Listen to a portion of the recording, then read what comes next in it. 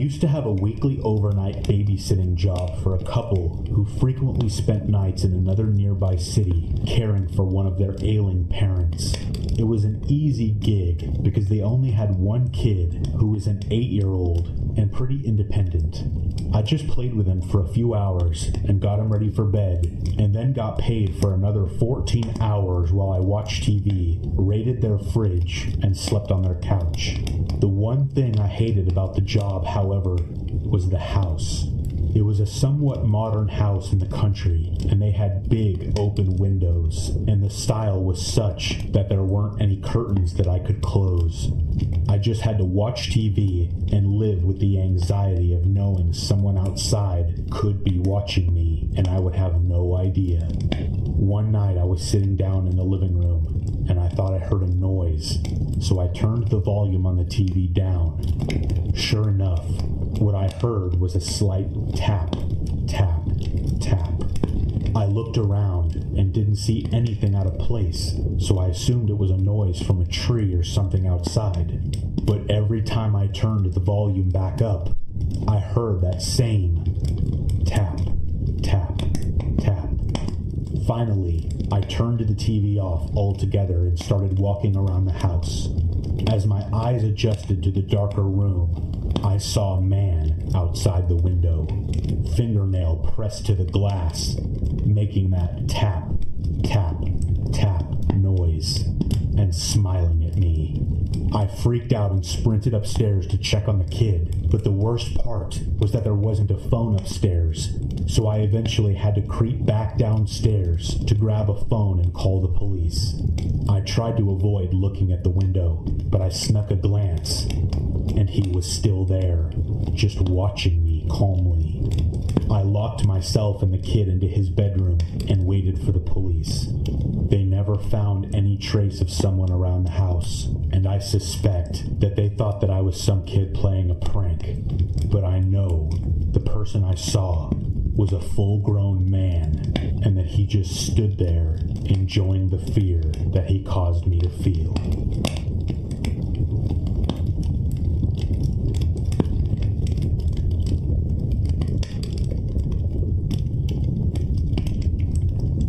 I'm an 18-year-old guy who lives with his mom. We don't live in the house I grew up in, but we are in the same neighborhood as my grandma's house, and only a minute away from all of my aunts and uncles and cousins. It's always been a nice and happy area for me because I grew up around here. To say it plainly, I love this place, and I feel comfortable almost everywhere in this city. Nothing bad has happened to me or any of my family members while we've lived in this town. It's close to the Gulf of Mexico, and it's full of chemical plants, and thus workers from chemical plants and their families. Most people mind their own business and have a lot of respect for hard work and integrity, but there are some crazies living here. There was a body found in a storage unit not too long ago. It was a woman who was murdered by her husband. He wasn't charged because he committed suicide shortly after. A man who used to work at the same power plant I work at now was arrested for killing a woman with his car and then driving away. The point being, shit goes bad sometimes here, but most of the time it's all okay. That's why I think this event is still a little shocking to me. It was a typical Thursday. I woke up at 7 a.m., went to work, and got off at 4. I went home and did all the normal stuff that I usually do. I took a shower, played some video games, smoked a little weed, and then ate dinner. Pretty good evening so far.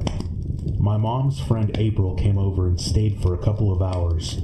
She lives a block away and walked but didn't want to walk alone in the dark.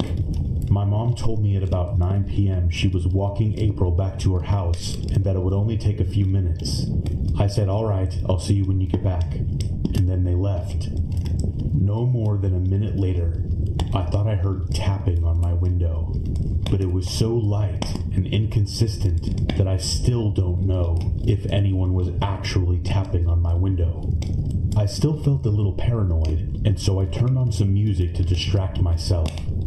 I turned it down a minute or two later when I thought I heard my back door open. It's very loud because of how old it is, and because of how we always keep the spare key in the lock, which jangles every time it's opened. I turned my music off and didn't make another noise for a minute.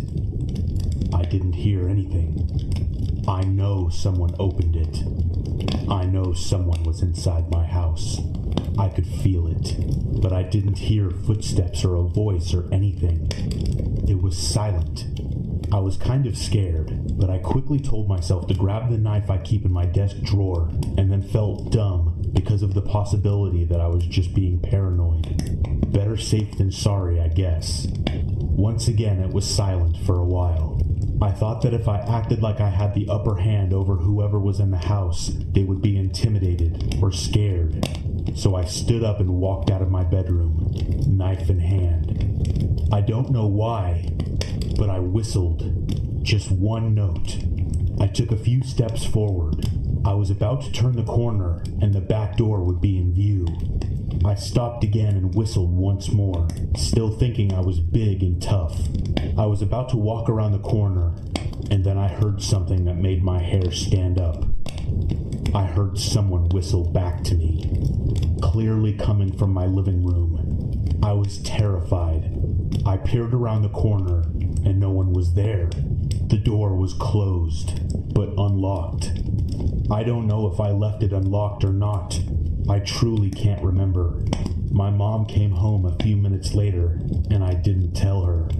Because I don't know. It's just weird, and it doesn't make sense. I really don't know what to think about it. But someone whistled back to me.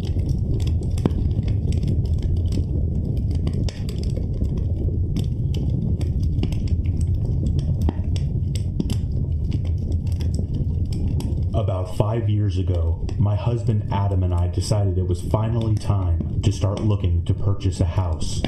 We had always talked about buying an old fixer-upper home because we've had the idea that they hold more charm and character. Plus, we can appreciate a place that has its own quirks, and we love the thought of turning something run down into something beautiful again. With that being said, I grew up in a pretty rural farming town in Indiana that had more than its fair share of run-down houses. The surrounding areas had started to boom a little bit, with farmland being sold off and turned into new factory locations, along with new subdivisions for the people coming to work for them. I thought it would be a great place to start on our house hunt. I figured we would be a lot closer to civilization than I used to be growing up, but not so much that we would be living a stone's throw away from our neighbors.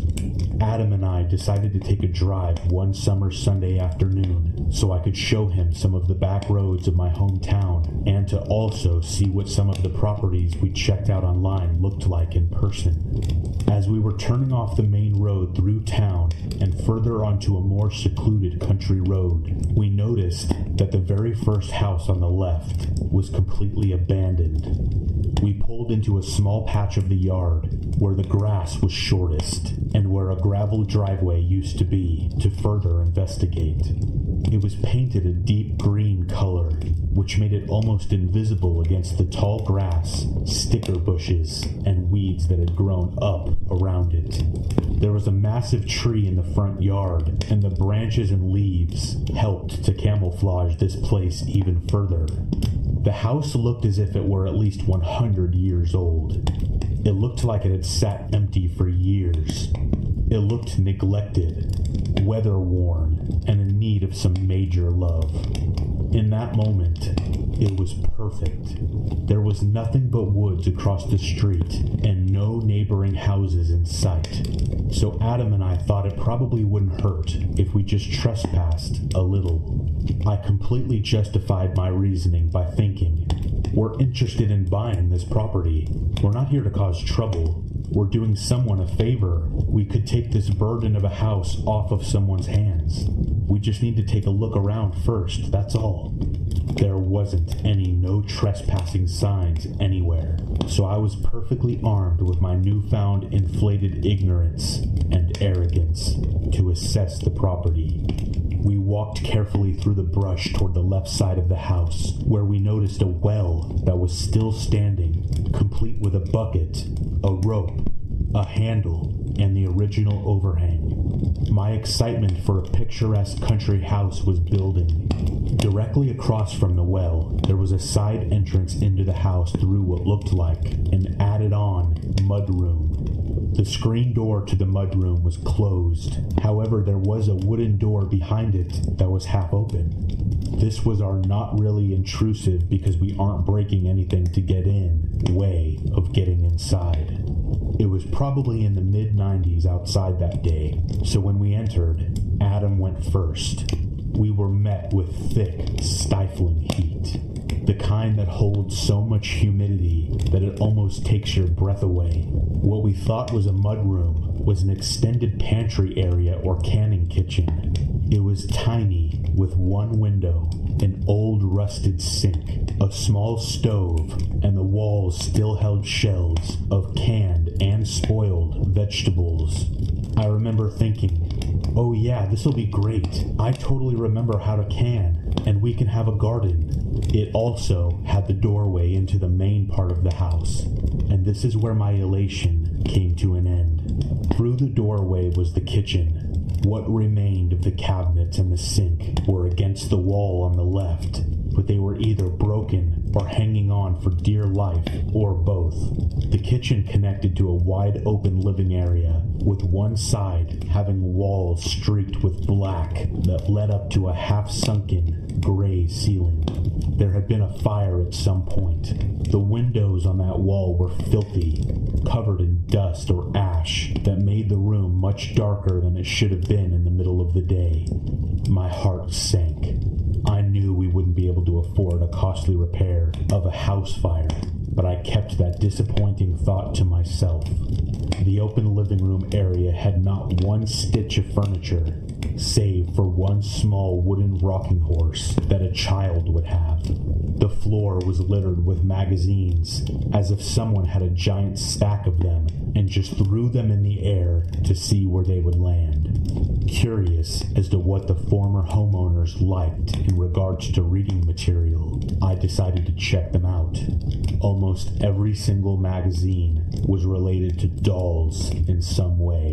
Porcelain doll collecting, Barbie dolls, making dolls by hand, clothing for dolls.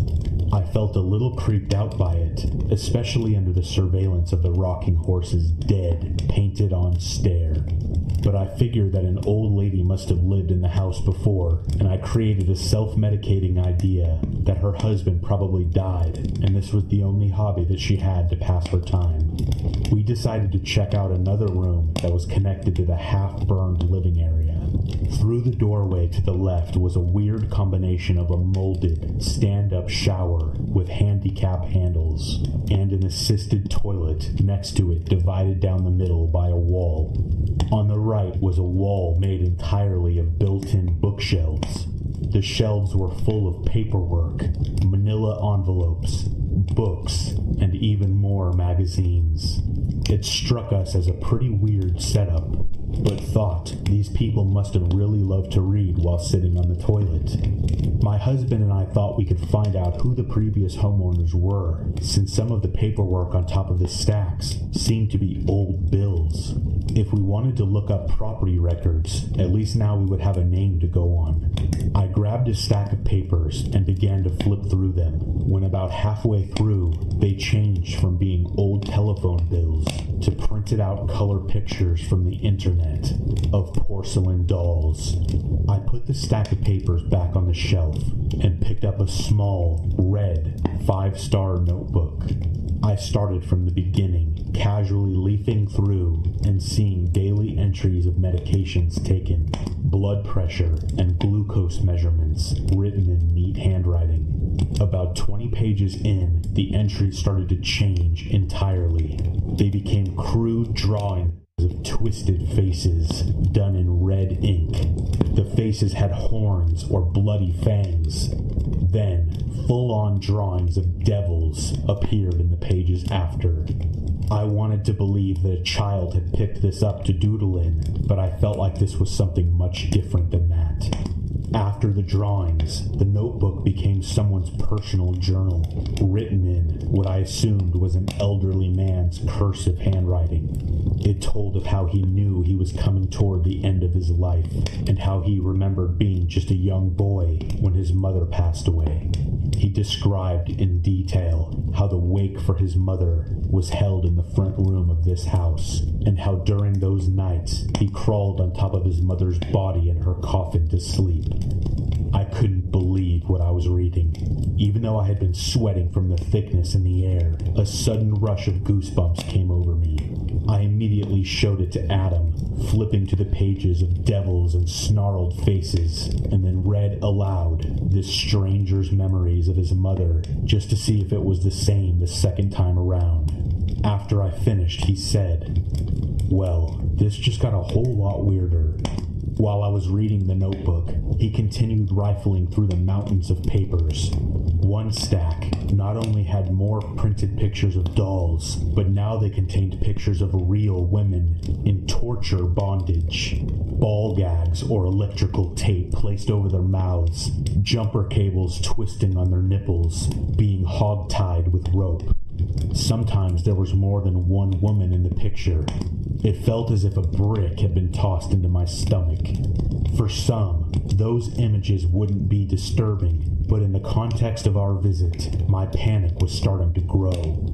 I was torn between wanting to find out more and getting the hell out of this house. Adam reassured me that while it was on the creepy side, it wasn't anything to necessarily lose my shit over, since the women didn't seem to be suffering or bleeding. The burned out living area was separated from the rest of the house by a staircase. The staircase had a room directly across from it, and a small hallway on the other side that led to the main room at the front of the house. We debated on going up to the second floor, but decided against it, since it already felt as if we were roasting in an oven and were unsure of the stability of the second story. Going into the room across the staircase, we noticed a few more doll magazines on the floor, but not near the number as the other rooms held. There were scattered plastic doll pieces here and there, random arms and heads. To the left was the original fireplace, with a couple tiny vases on the mantel. Smack dab in the middle was a framed picture of an elderly couple, smiling and happy. These certainly weren't the type of people that would have pictures of women bound and gagged, hidden away in their bathroom. These people could have been my grandparents, I thought to myself. To the right was a big bay window, and smack dab in the middle was a yellowed piece of paper with faded black printed handwriting on it. It was for anyone on the outside of the house to see. Reading it backwards from inside, it said, "If you're here to talk about Jesus, go away." "That's kind of funny," Adam said after reading it for himself. "Yeah, it kind of is," I half chuckled. But something in my brain was now starting to nag me even more. Something wasn't computing correctly for me. Thinking back, my mind was putting together that an elderly couple in this town would more than likely be pretty religious, and by the super small chance that they weren't, it would have been gossiped about had someone seen that in the window. It was as if the house had held two very different personalities within. I told my husband that I just wanted to go into one last room down the little hallway, and then I would be very ready to leave. Going down the small hallway, it became darker and cooler. It was a relief from the oppressive heat that we had been dealing with since we first stepped inside. The shade from the giant tree in the front yard had blocked out a lot of the sunlight, making it about 20 degrees cooler. But we soon realized that wasn't the only reason this part of the house's temperature was much more tolerable. Rounding the corner into the last room, it took a few seconds for our eyes to adjust to the difference in light, but the change of the air was noticeable immediately. It was as if we had stepped into a cave. The smell was dank and left a dampness on our skin. Once things came into clear focus, that's when we saw it. The main reason our senses had shifted so quickly. The large hole in the floor. At first, we thought that perhaps the wooden floor was so weak that it had simply caved in on its own, or that the roof had leaked and caused this exact area of the floor to rot away, but not upon getting closer it became obvious this wasn't the case. The hole was about 5 feet across and went straight down into the earth, with about 2 feet of space between the remaining floor and dirt.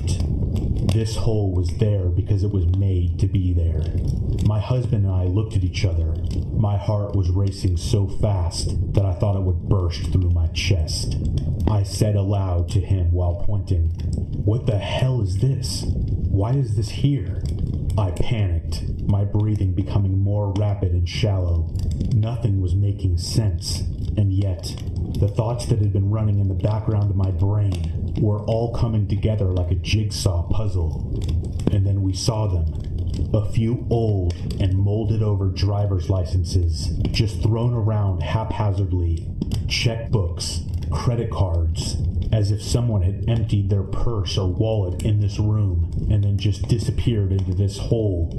I was overcome with terror and dread. I had to get out of this house. My skin felt like static, as if my whole body had been taken over by the sensation of when your foot falls asleep. I had tears forming in my eyes, and my mind just told me to run. Without having to speak, Adam quickly took me by the arm and led us back down the hallway, through the burned-out living room and kitchen, out the side canning room and back out into the light of day. We ran back down the mangled and tangled driveway to the car. Remembering back on it, I get the eerie feeling that we weren't the only 2 people in the house that day. We drove past it about a year later, and the large tree in the front yard had all its branches removed. All of the windows had been boarded shut, and after doing some research, we found out the land it sits on is for sale. The house itself has been condemned.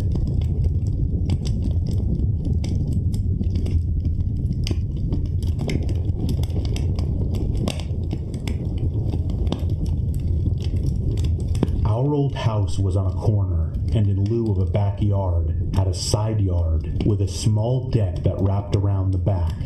The dining room had patio doors that led out to the back, and we would have barbecues and such back there. When I was about 14 years old, we only had one desktop computer and one laptop for the family.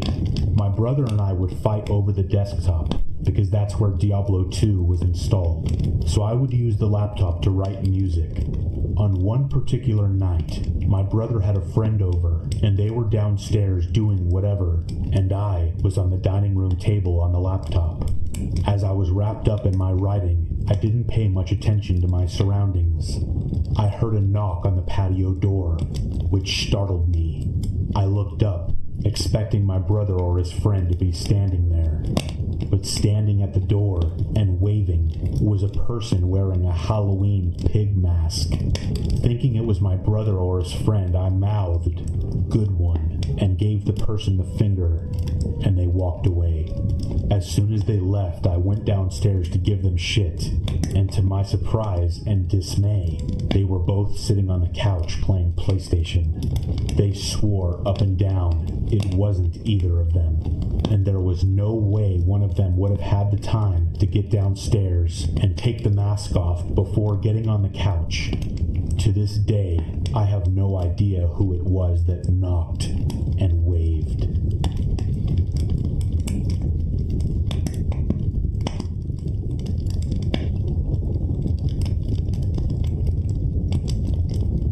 I went to my mom's house in the middle of the day to pick up a sweater that I had left there a few days earlier. She was at work, but I often popped in to pick up something or leave her some vegetables from my garden while she was at work. When I walked in the door, there was an elderly man sitting at her breakfast table.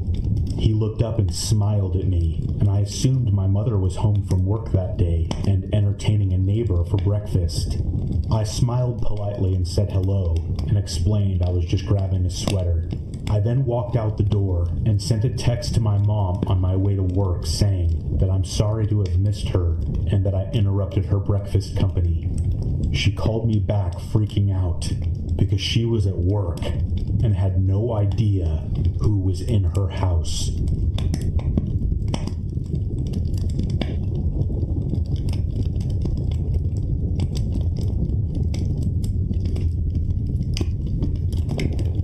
In college, I worked at our campus library, and I had often been the one to shut it down at night, where I'd have to go around and clear work tables and anything that students had left behind, and leave any books that needed to be put away stacked neatly on a cart for the morning workers. It was pretty creepy being there alone at night, but in a way, I still felt pretty safe, since the campus was enclosed and you had to go through a security checkpoint to get inside after dusk. One night, I was there alone shutting everything down, and I just had a creepy feeling that someone was watching me. I knew I was alone because before anyone is left alone, whoever else is working at night locks the doors and does a check to make sure that no stragglers are still in the building, and then the closer cleans up and locks the door again from the outside. This night, everywhere I went, I kept looking around. I was sure that someone was in there following me. Finally, I finished everything up, and I went to clock out when I noticed one of the staff computers near the front door was lit up as if someone had used it recently. I went over and looked at the monitor and saw a Word document pulled up that followed through everything I had been doing since my coworker had left earlier that night. It read something like, 12 o'clock, alone, I see you. 12:05, group study rooms, I see you. 12:07, stacks, I see you. 12:11, media center, I see you. 12:15, reference tables, I see you. The scariest part was that I looked over to the door and it was still locked, meaning whoever had typed this was still in the library with me. I left my stuff where it was and left immediately, locking the door from the outside. By the time I got to another building and got campus security and went back to the library, the door was unlocked, and whoever was in there had left.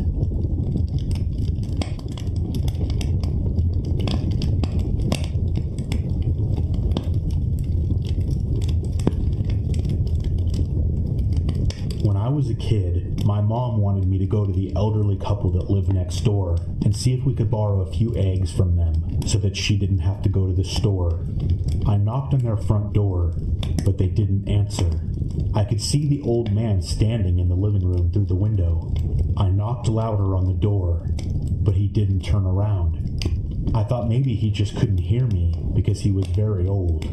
So I turned the doorknob and it was unlocked. I walked in calling out for him. It was so strange to me that he wouldn't turn around until I got in the living room and saw that he wasn't standing there. He had hung himself, and I had been trying to get the attention of a hanging corpse for the last 10 minutes.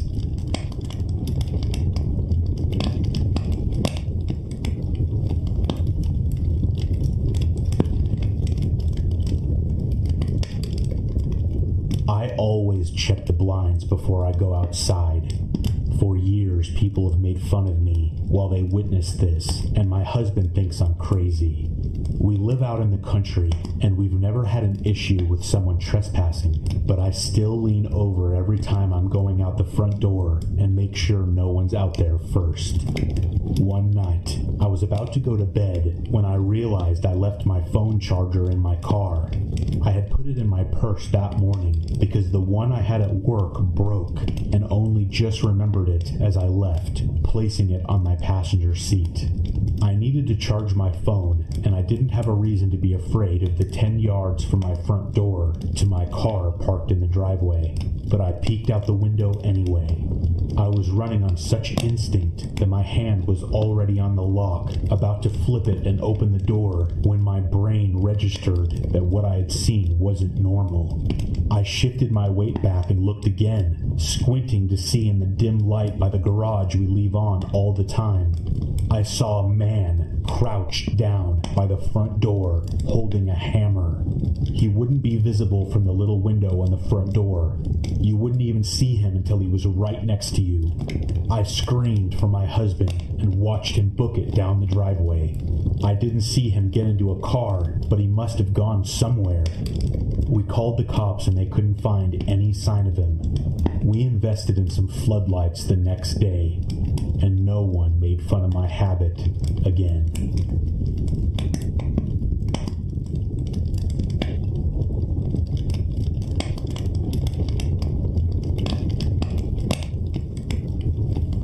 In 2010, I was 20 years old, and I just moved back home to Massachusetts after transferring from a school in North Carolina. My best friend June's roommate was conveniently moving out of their apartment, so I took over the lease. It was a tiny apartment on the second floor. There were 4 apartments chiseled out of an old, large house, and the building was set back from a moderately busy intersection in a college area. Still, it was my hometown. The landlord used to be the mayor. I hadn't yet met any of the other occupants or neighbors, but that really hadn't even occurred to me.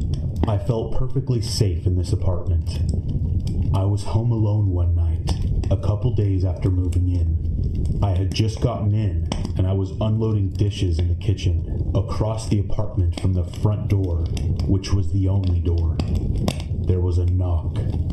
June worked in the neighborhood and liked to hang out at a nearby coffee shop, and we had a few friends who lived a few streets over. She walked everywhere, and it wouldn't have surprised me if she had just stopped by for a minute and left her keys inside.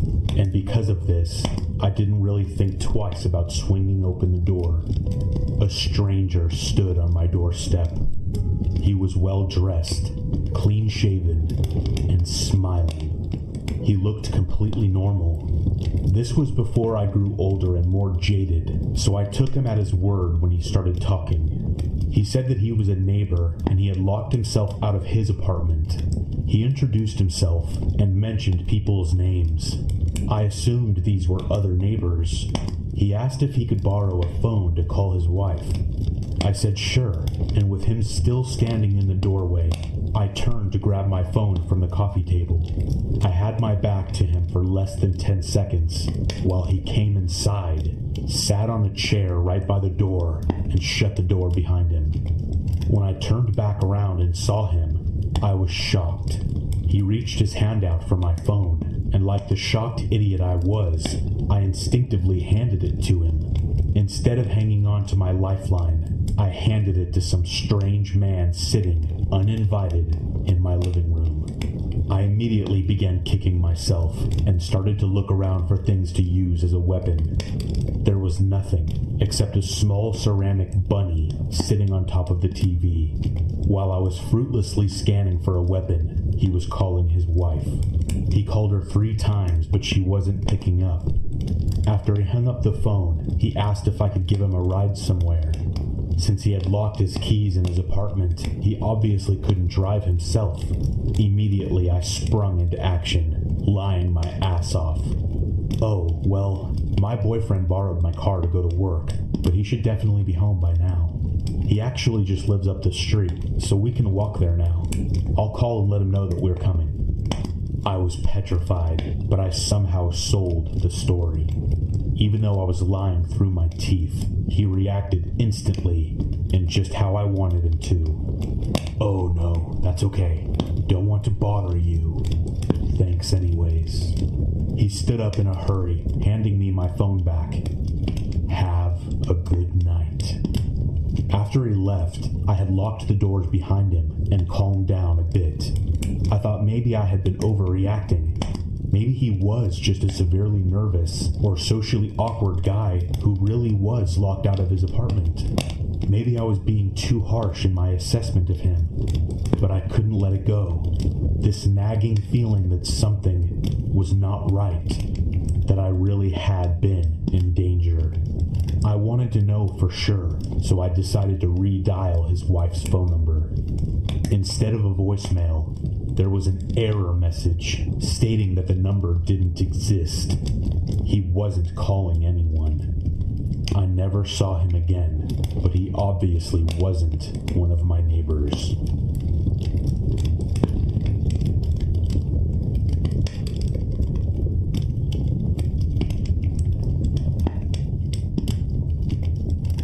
I was trying to make friends in my new city, so I went to a party a coworker invited me to. I ended up having too much to drink because I was trying to calm my nerves and have fun with strangers.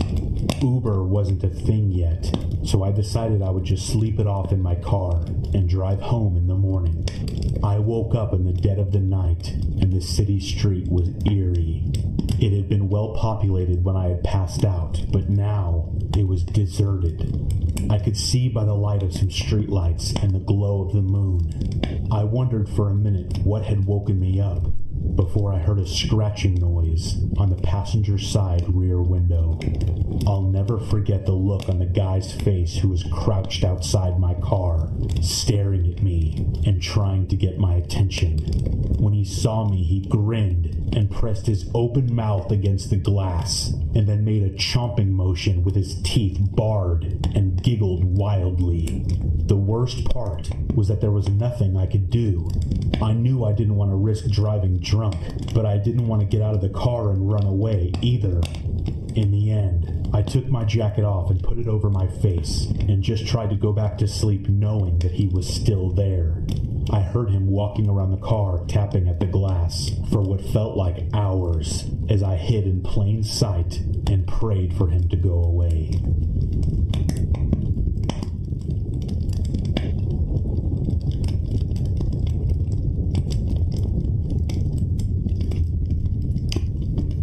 I used to live in a very beautiful but very rural community in Appalachia.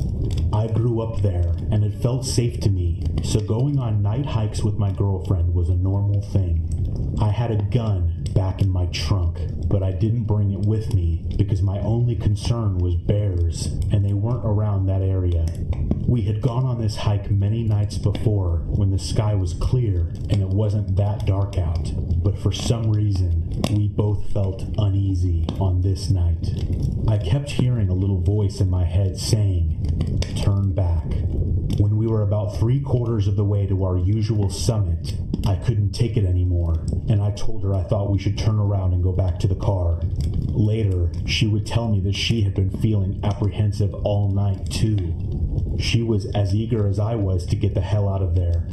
No sooner had we turned when we heard a blood-curdling scream in the middle of the dark.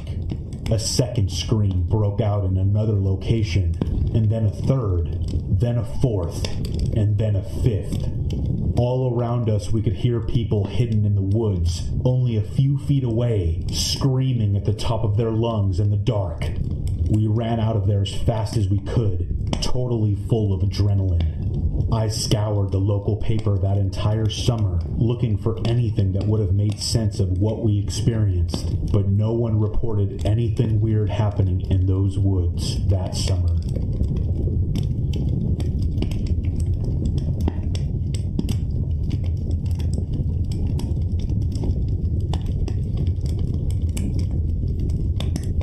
On a road trip with my girlfriend, I realized I was too tired to keep driving, and I ended up pulling off the road so we could nap for a few hours before going the rest of the way. I dozed off and woke up a bit later to a scratching sound coming from what seemed like the trunk area of my car.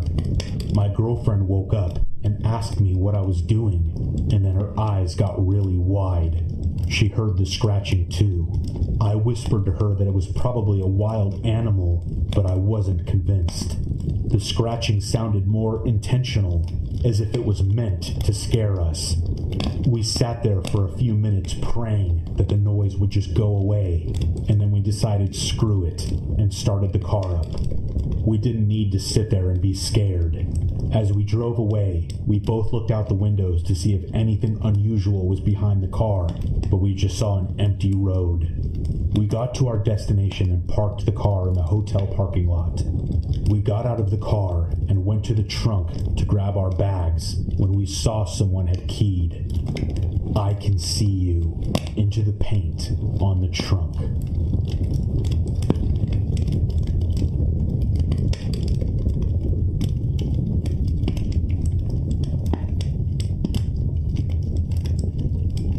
most sickening feeling I got came from knowing the man must have been watching my house, waiting to see when I would come out and go for my daily jog just before dusk. I wondered how many days he had been watching me to know that the house would be empty at that time, and the window he used to break into my house would be optimal in that 20-minute sliver of time. It took me a few minutes to even figure out what happened when I got home. My heart was already pounding, my body coated with a cool sweat, and my mind racing before I even saw the broken window in my laundry room. Tucked in the far corner of the house with a floor-level window, it was the perfect entry point. I wondered if the intruder had already cased my house a couple of times, probably when I was still home or sleeping in the middle of the night. Not sure why he thought my house was a particularly attractive target. I have almost nothing of value, and I'm a very obviously modest person. What happened was a burglar broke into my house, stole some of my fake jewelry, and an old bottle of antibiotics, and a broken iPhone. All in all, the value of the loot taken was probably just over $100 tops. What they accomplished was shattering my soul and trust in the world more than anything else. As they say, the best things in life are free. After realizing what happened, I gave the rest of the house a quick look over as I talked to the 911 dispatcher and had him relay the cops towards my house and waited out front for them to arrive. Law enforcement didn't present me with any revelations I didn't already know. Someone broke in, stole some items, and ran out, all in about the span of just a few minutes while I was on my jog. They were going to keep eyes out and ears open for any clues, but that's about all they could do at the moment. At least a couple of them were nice enough to stick around and board up the broken window for me and recommend some cheaper but non-scary motels I could check into if I didn't want to stay in the house that night. Most kindly, one of the officers offered me a video security system he had, but didn't need anymore, that could be installed in about 20 minutes. He said it was basically a glorified baby monitor, but it was great to keep an eye on your place when you weren't there, and to place prominently next to your biggest floor-level window to scare off anyone sizing up the place. He ran home, brought it back, and hooked it up in my house while some other officers patched up the window. I thanked them for the repair work and turned down the motel idea. My boyfriend Jacob would be over in an hour or two, and that was enough to make me comfortable enough to stay in the house that night. I knew it was just some desperate tweaker, willing to bust in for $100 worth of stuff, and wouldn't come back again. The police confirmed as such. I just asked if one of them could park out front until my boyfriend got home, and they agreed. Jacob arrived around 9 p.m., and the night moved on. I told him all of the details, and he didn't seem to be particularly concerned. He agreed with my tweaker assessment and kept his hunting shotgun right next to my bed in case the person decided to come back. It wasn't easy, but I was eventually able to fall asleep. I got a few hours of the sweet embrace of slumber before the quick thumb of a text message sliding into my phone shook me awake. I groaned and walked to the bathroom to relieve myself. I forgot about the text by the time I got back to bed, and I didn't check it. I wish I had. I checked the text message first thing in the morning. It was from my mom. I had avoided telling her because I knew she would freak out and drive all the way from Sacramento in the middle of the night to comfort me, when all she would do was make me more scared. Apparently, Jacob had posted a photo of his shotgun resting next to the bed with a little bit of the story next to it. My mom saw it on social media and started texting me at 1 a.m. Her first text was actually very helpful and something Jacob and I should have thought about the night before.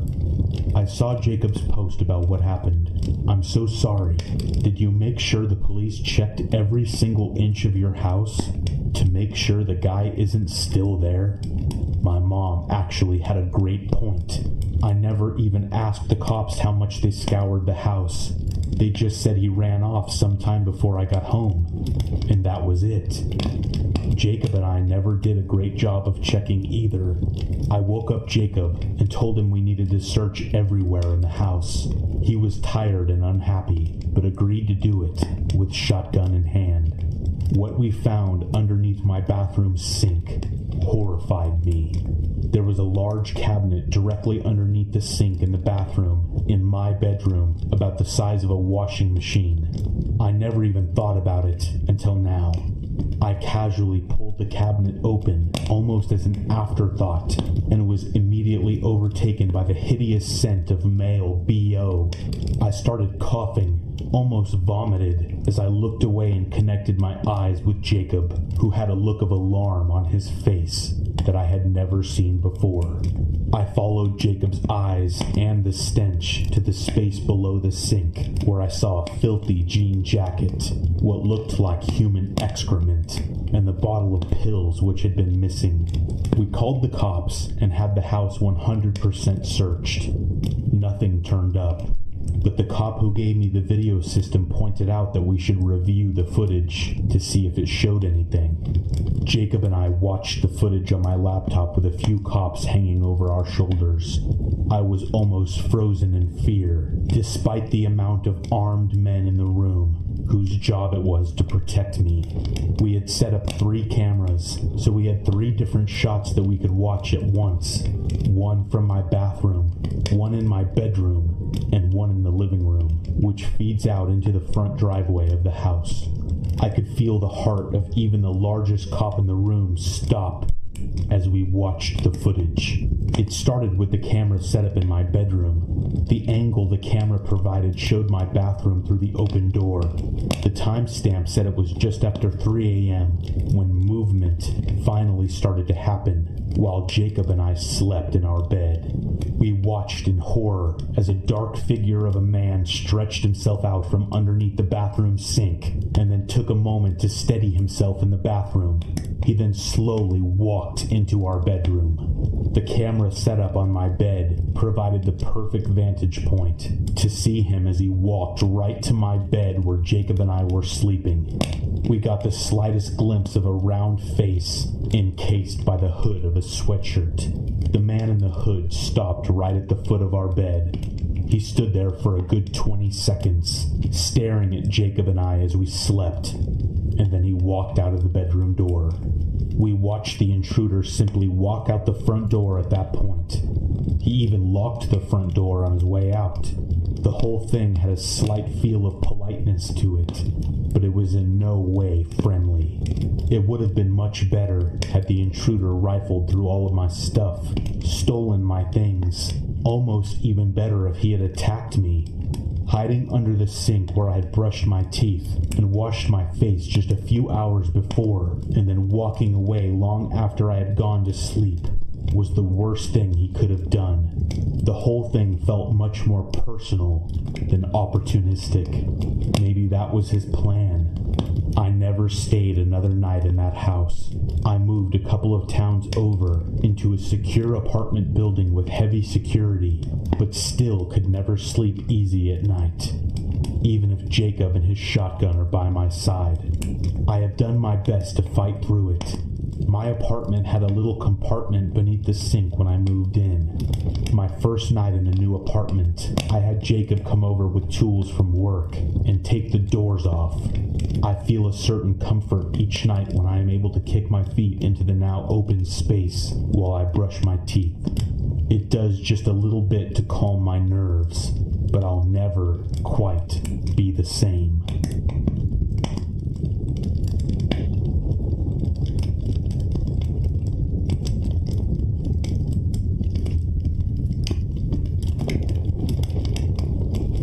So we're at this camper near Dover Lights in Arkansas. It's not the fanciest campsite, but we managed to find this guy that spends a lot of time out there while also working. So he just vacations in the woods half the year. The guy offers to let my friend watch the place while he goes to visit his son. My friend automatically invites me and some other people to come hang out, and we spend a few days there drinking, smoking, fishing, and just messing around. All in all, pretty okay, until my female friend gets super drunk and barges outside in the middle of the night, buck naked, to eat beans by the handful out of a cold pot.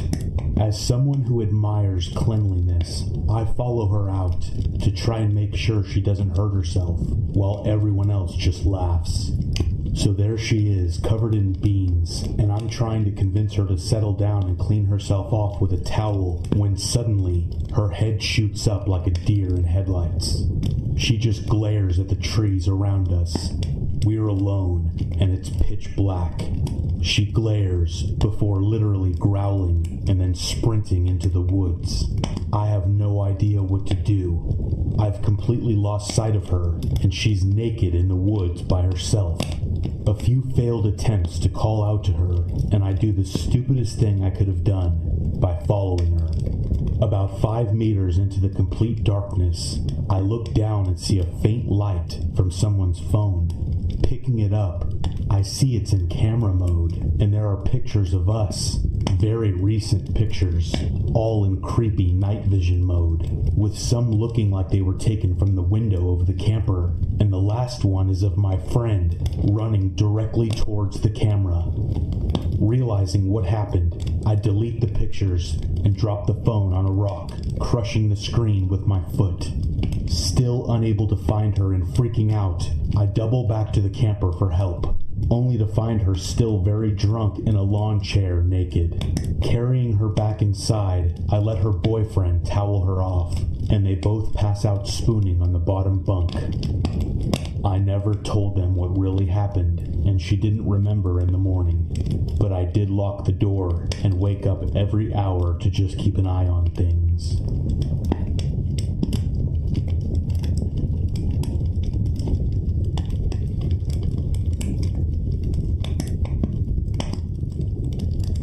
My brother and I would go to our dad's house for the weekend visit. It would be like 9 or 10 o'clock at night, and we were about 10 and 6 years old. All of a sudden, he would be like, "Let's go for a ride." So we would load into the Jeep and drive to some house that I didn't recognize and turn the Jeep off. He would tell my brother and I not to move and to not make any noise, and that he would be back. Then, he would disappear for 30 minutes to an hour. The weirdest part, they were all different houses.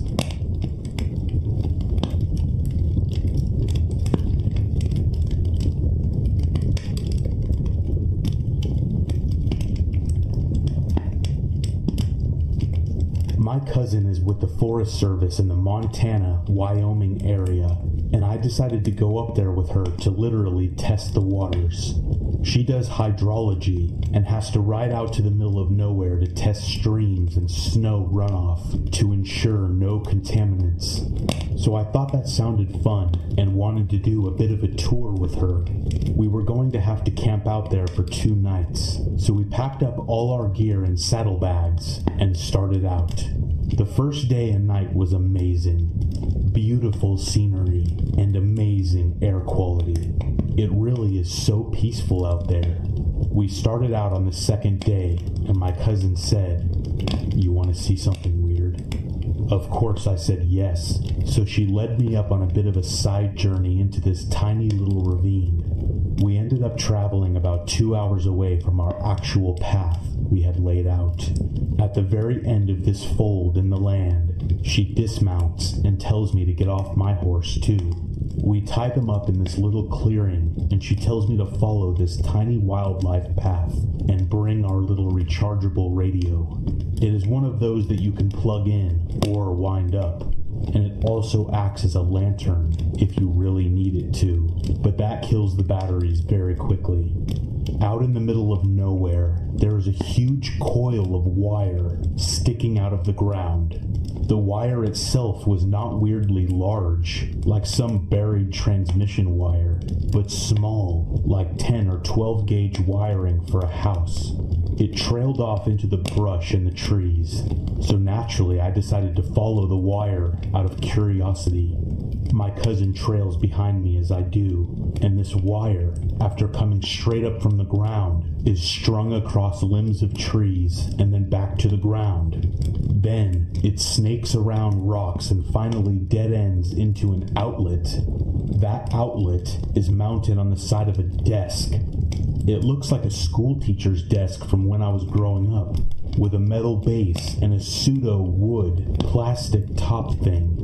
No chair, no building, no nothing. Just this outlet and this desk. I'm staring confused as all hell at this desk in the middle of a forest when my cousin takes the radio, pulls out the cord, and plugs it into the outlet. It then lit up and started blaring static. The wire was being fed from somewhere. Now, the place where we were at had no road access, no buildings for many miles, and no other people around. And yet, there was a live outlet. It was weird as hell. No spooky jump scares or bodies. Just one lone powered desk in the middle of the woods.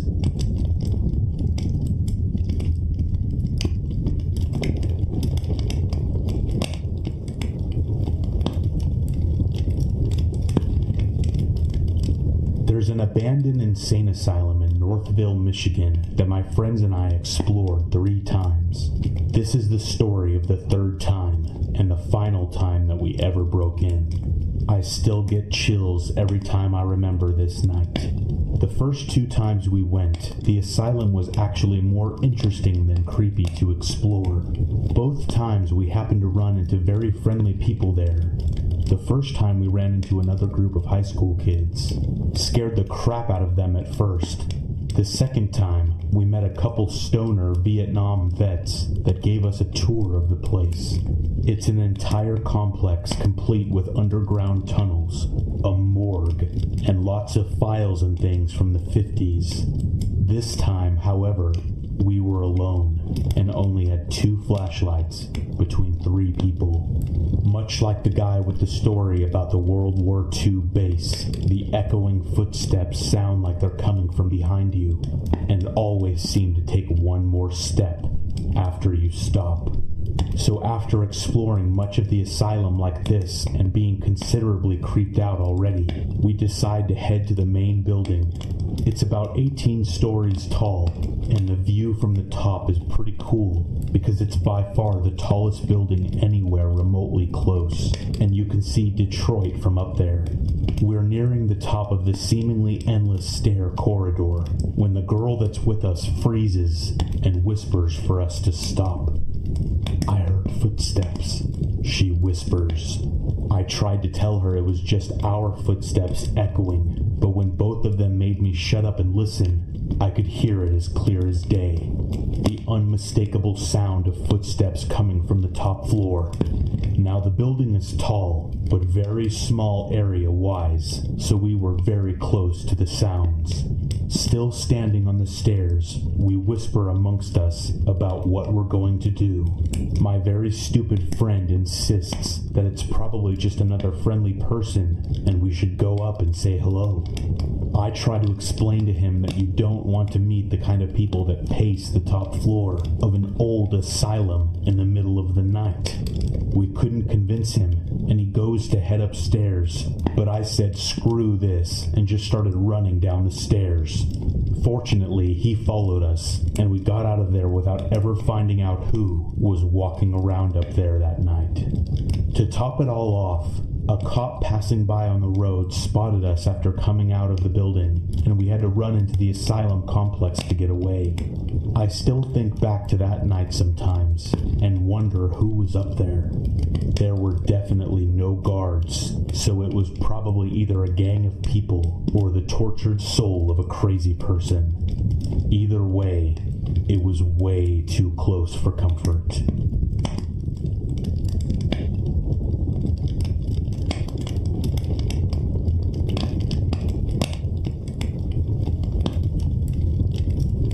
I woke up from a nap to the sound of my girlfriend sobbing somewhere else in the house. I got up to see what was wrong and determined that the sound was coming from downstairs.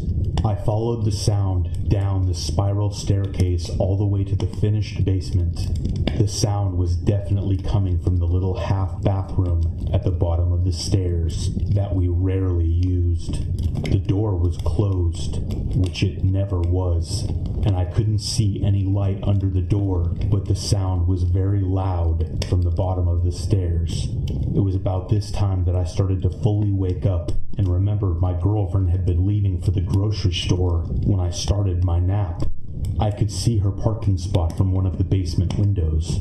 She wasn't home. I called her name, and the sobbing instantly stopped.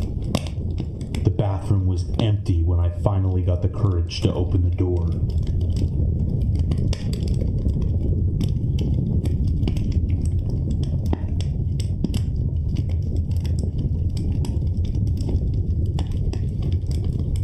There used to be an abandoned rubber factory on the edge of my town before it was torn down a couple years back. I went there once and tried all the doors, but they were barred. But I did find a crack in the concrete wall around the back that was just big enough to slip through. The inside was really neat. There were abandoned boats that must have been in storage for decades. A bunch of old conveyor belts and factory equipment, all kinds of drug paraphernalia. I found a random painting of Jesus in a makeshift shrine, but that's not the creepy part. I was walking around this abandoned factory at about 8 p.m., just after dark. I look around for an hour or so, and aside from some old shit, there's really nothing out of the ordinary. Then I hear music start playing, something sort of bluesy, somewhere in the factory. I'm not easily scared, and I kind of wanted to figure out what sort of freak was listening to old records in an abandoned factory, because honestly, that's something that I would do. I tracked down the noise after about 5 to 10 minutes, and it's in this room in the basement that has the doorway covered with a tarp. I go inside, and the room is a huge contrast from the rest of the dingy, dull, old factory. The walls were bright purple, and the room was warm, like there was a space heater in it, whereas the rest of the factory was freezing. There's a cassette player on the floor playing a song, which I later tracked down to be Eleanor Rigby by the Beatles. But I never found out what the other songs were, and a bunch of papers taped to the walls that all say, "She gotta run, she gotta run, she gotta run." If I were to guess, there were at least 100 sheets that said the exact same phrase, just plastered on the walls and laying on the floor. There was a chair that looked like it had been detached from a school desk in the corner, and a statue of an animal that was really badly chipped and burned, like someone was trying to destroy it. There was also a stack of VHS tapes that had names of women on the sides. I only remember seeing Jessica on multiple tapes, but there were a few other names. I left shortly after because I got worried whoever owned all of this shit would come back and find me there, and I figured they were in the building with me. I couldn't stop thinking about it for a few weeks. I was convinced it was either a serial killer or some guy with a porn collection that he couldn't risk having at home, or something worse on the tapes. And I went back with a friend, but when we got there, they had already started demolishing the place, and it was inaccessible. I'll always wonder what was on those tapes, but part of me is very glad that I'll never know.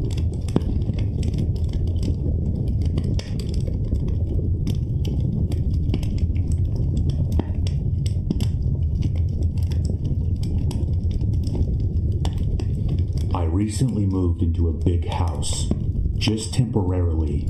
It's kind of a complicated situation. The house belongs to a family member. They were going to be gone for a few months, that sort of thing. I was going to be there on my own, so obviously I thought, what if it's haunted? There wasn't anything in the house when I moved in. There is now. I was in the main hallway unpacking some stuff when the doorbell rang. That put me on edge right away because the house is at the end of a long driveway and kind of out of the way. You have to go looking for it. There was an old woman at the door. This was in broad daylight, but there was still something kind of off about her. She was really tall, like a full head taller than me, and I thought there was something weird about the way she looked. It was like none of her clothes fit her properly. She took my hand and smiled really wide and told me that she was from the neighborhood council or something like that, and asked if she could come in and talk to me. My gut reaction was to say no, but I couldn't really think of a reason to. She was just an old woman. What was she going to do? I really wish I had just slammed the door in her face. I brought her into the living room, and she sort of tottered behind me, like her feet didn't fit into her shoes properly. She sat down without asking and grinned at me until I took a seat across from her. For about a half a minute, she didn't say anything, just smiled and stared at me while it got increasingly awkward. Just as I was about to break the silence, she fished in her pocket and pulled out this really big, old-fashioned sweet, the type that comes in that see-through wrapping. "Here," she said. "eat this." I should probably point out here that she spoke really quietly, so it was difficult to hear anything she said. I accepted the sweet, kind of taken back, and unwrapped it. It was dark red, almost black. I popped it in my mouth because she was still grinning at me and nodding her head. Have you ever walked around behind a supermarket where they keep the big bins? They throw meat that's gone bad in those bins. Imagine that rancid smell, but on a hot summer day. It's so thick you can almost feel it in the air. That's what this sweet tasted like. I almost spit it out onto the floor, but wanting to be nice made me chew the thing and force it down my throat. The woman was talking all the time, but between the taste and her quiet voice, I barely heard her. My mouth tasted like rotten meat, so I politely told her I was going to go get some water and ran into the kitchen. When I came back, she was gone. I had been in the kitchen for less than 30 seconds. My first reaction probably should have been to assume that she went to the bathroom or had to leave in a hurry. Instead, I searched the entire house. I went through every single room, convinced I was going to open a closet or look under a bed and see her stuffed in there, grinning at me. That didn't happen, obviously, but I was still extremely on edge as the sun started to go down. I felt like I was turning off the light in my bedroom after spotting a giant spider in there. That night, I propped a chair against my bedroom door because I just couldn't shake the feeling that the woman was still in the house somewhere, hiding. I woke up at around 2 in the morning and heard creaking floorboards downstairs. It was an old house and unfamiliar. I kept telling myself that until the noises stopped. When I woke up the next morning, there was a red sweet on the living room table. I'll tell you the same thing I told the police. No, I can't be absolutely certain that the sweet wasn't there the day before. Maybe I had just overlooked it, but I didn't think so. They told me that the organization the woman claimed to come from didn't actually exist, and clearly thought I was wasting their time. After they left, I searched the entire house again, and then the grounds. Then I searched them again. By the time I was finished, I had managed to calm down a bit and looked at the situation rationally. The woman probably left the suite there the previous day, and I just didn't notice. I had searched the whole house twice now. There was nowhere she could possibly be hiding. She was probably just some doddery old lady who wandered off while I was in the kitchen.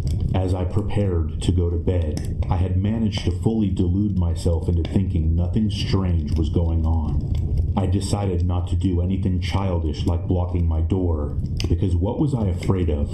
Even if she somehow was still inside the house somewhere, what was she going to do? At some point in the middle of the night, I woke up abruptly, knowing in the back of my mind that something was wrong. I guess I must have heard something in my sleep. I turned over onto my side and reached out to turn on the bedside lamp, groping around because I was in an unfamiliar room. When the light came on, I saw the old woman standing right next to my bed. I only got a glimpse of her because as soon as I screamed, she scuttled backward out of the door really fast. I only got the briefest glimpse of her before she vanished into the unlit hallway outside my door. I now believe that the human brain has a special compartment for dealing with experiences far outside of the realm of the natural. If I had woken up to find a burglar in my room, I probably would have gone numb with panic. If there was a lion at the foot of my bed, I would have been too paralyzed with fear to do anything. But as soon as the woman was gone, that special compartment took over. I jumped out of bed and slammed the door shut, then shoved a chair up against the handle, and then dashed for my phone. No signal, no internet. I later found out there was nothing wrong with the phone or the local service. I think that she was interfering with it somehow. The drop from the bedroom window wasn't too high. If I landed just right, I would probably avoid injury. But what if I sprained an ankle or broke my leg? I had a sudden vision of pulling myself across the dark garden while the woman sprinted after me, and decided I didn't want to risk it. That gave me two options: wait out the night in my bedroom, or try to get out of the house now. I went for the second one. I was thinking that my flimsy barricade wouldn't hold if the woman decided she wanted back in. I broke one of the chair legs off and crept slowly into the hallway, reaching carefully for the light switch. When I pressed it, the lights came on for a second and then faded out. I flicked the switch a few more times. Nothing. Some gut instinct told me she was sabotaging them somehow. I used my phone for light as I slowly, quietly crept along the upstairs hallway and down the stairs. The light barely traced the shapes of the walls and the dark, yawning frames of open doorways. I jumped at every single shadow and unidentifiable shape, certain that at any second that grinning face would appear out of the shadows. I got downstairs and to the front door. I had double locked it and put the chain in place. Just as I was reaching for the first lock, I heard rapid, uneven footsteps at the top of the stairs, approaching swiftly. I undid the first lock. A high-pitched shriek came from halfway down the stairs, and I screamed as I undid the second lock and wrenched the door open. It stuck fast. I had forgotten the chain. I glanced behind me and saw the tall, spindly shape of the woman half running, half falling down the stairs toward me, her head lolling backward and her mouth hanging open. I can't even remember getting the chain off. I might actually have just yanked the door open so hard I broke it. In any case, the last I saw of the woman was her face, inches away from me, as I slammed the door shut. I sprinted to the nearest house and eventually they called the police, possibly because I was half delirious with fear and babbling incoherently. The police once again failed to find anything unusual. It's been a week. I'm staying at a friend's place, sleeping with the lights on and the bedroom door barricaded. The house's real owners aren't back yet. I'm not sure what I'm going to tell them, but I have to stop them from going back there, somehow. This isn't a haunting. It's an infestation. I can't stop thinking about all of the holes in our defenses, the windows and doors left open, the strangers invited into our living rooms. I just hope to God it's the house that she wanted, and not me.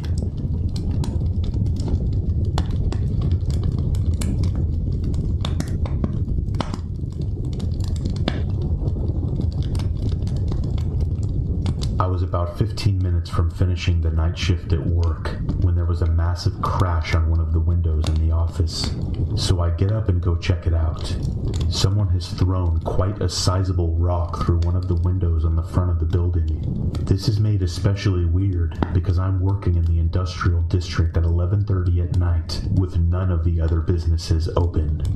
I go back to my desk, put a quick call through to security to let them know, and then I decide to head home. As I'm leaving the building, I'm freaking myself out about it more and more, and end up running to my car, getting in, and taking off as fast as I can. I'm almost home, and I've started to calm down a bit when I realize that I didn't unlock my car when I got in. It had been unlocked the whole time. I do a quick check with my hand in the back seat, but there's nothing there. Fast forward 30 minutes. I've called a friend of mine who says he is out drinking at a bar nearby, so I decide I'm going to go join him. I jump on my bicycle and start riding over. I'm riding along the road on my bike. It's a nice night, and I'm in no big rush, just enjoying the moonlight, when I hear someone riding behind me. I straighten up and stick to one side of the road. He passes me really slowly, and when he is right beside me, he shoots me a smile that I can only describe as purely insane. I kind of flinch and am taken back as he rides on. That's when I realize he is riding my mom's bike. Needless to say, I turned around and went home, and when I got there, sure enough, her bike is missing, and one of my car doors is open. This person was crouched behind me the entire drive home.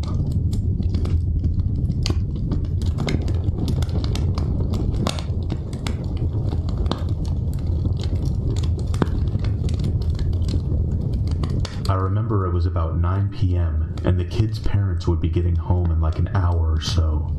I had put the kids to bed, and so I was downstairs watching TV by myself. However, every so often the TV would flicker with static. To be honest, it was starting to scare me. It wasn't until the point when I looked up from the TV and out of the nearby window when I lost it. There wasn't actually anything outside, but it seemed as if it was the reflection. I saw what looked like a tin man standing not too far away from me behind the couch. Needless to say, there wasn't actually anything there when I snapped my head around to look at the spot where it was standing in the reflection. I grabbed all my stuff and wanted to get out of that house then and there. Instead, I ran upstairs and actually sat down quietly where the kids were sleeping until the parents got back home. I particularly remember when the parents came home and I had started to leave. I was pulling out of their driveway in my old Ford Laser, and I looked up into the kids' bedroom window. The same reflection I saw earlier was looking back down at me with a hand raised, as if waving goodbye. I have never babysat anyone again.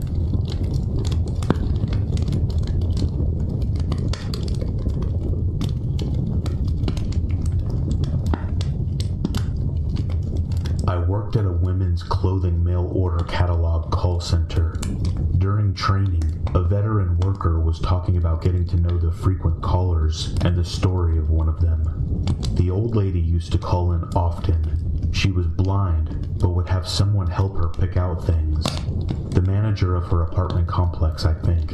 She would order often, and they got to know her by name. Eventually, she stopped calling in, so they contacted the number they had for her, which was the apartment manager's number. The old lady was fine, but had to be moved to a new building, because even though she was blind, she was very meticulous with her cleaning. She cleaned everything often.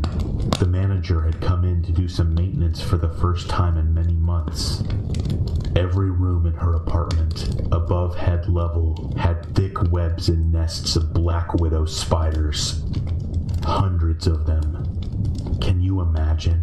An oblivious old lady walking around blind in a house she thinks is spotless, but there is a soul-freezing nightmare swarming all over the ceiling.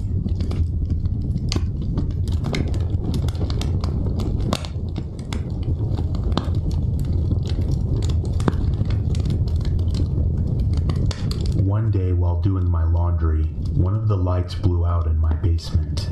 My basement is set up so that the laundry room is split from the other side of the basement with a wall and a door. In order to get upstairs, you have to exit the laundry room and go through the other part of the basement. Since there was only light on one side, it was really dark. I finished the laundry I had to do while dreading the walk through the dark basement. I exited the laundry room and got halfway through the basement when I heard a loud cackle. Imagine a sound people make when they try to imitate a witch. Take that and imagine that the witch had been smoking for 50 years, making her voice deeper and hoarser. That is what I heard, clear as day, right behind me. I did not look or hesitate. I bolted for the stairs. I waited until my father got home and then changed the light bulb. I have yet to hear that cackle or anything else since, and I have not told a single person in the house about it.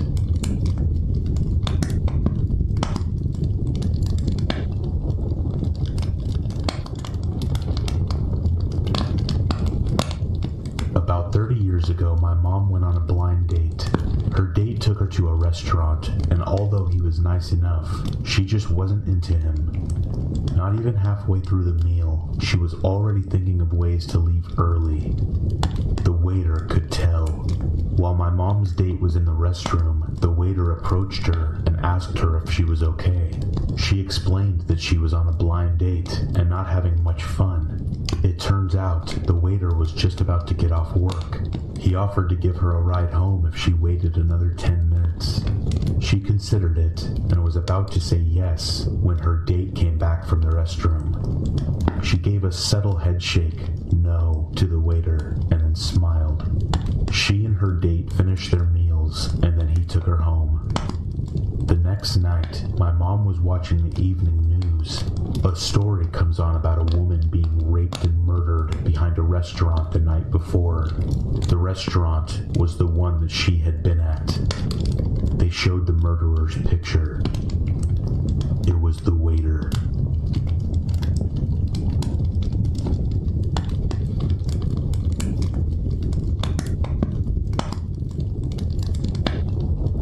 My cousin and his family had lived in their house for about 5 years.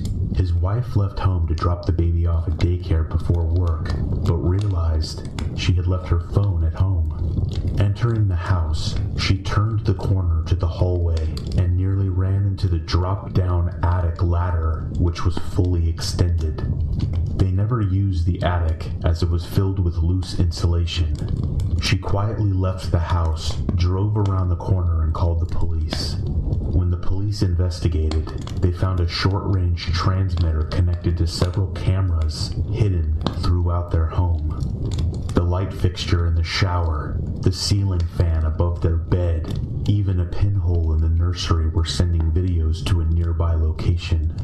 Their neighbor, a few houses away, had been given a key by the prior owners and installed surveillance equipment once he knew their schedule. My cousin's wife walked in on him updating his equipment, but he forgot something at his house and left to get it when she walked in.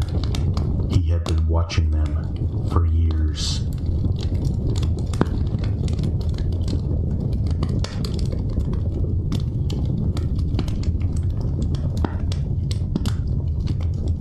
My grandpa worked night shifts, so my grandma was home alone most nights. Her sister-in-law, Rose, would randomly come over to keep her company. My grandma decided to go to bed early one night. Rose came over that night to see how she was doing. She went to my grandma's bedroom after calling for her, with a reply of, "I'm in bed, just come in." Upon entering the room, Rose starts acting weird and telling my grandma that she really wants her to get up and come help her with something in the kitchen. My grandma was ready to go to sleep and was already in bed and really didn't want to. Rose was really adamant for her to come help her, telling her that it was urgent. After a while, my grandma eventually got up and followed Rose to the kitchen. Upon entering, Rose whispers in a panic, with tears in her eyes, "There's a man under your bed with a knife." My My grandma, of course, didn't believe her at first, but seeing the panic in Rose's eyes, she knew that she was telling the truth. They proceeded to call the cops and left to the neighbor's house.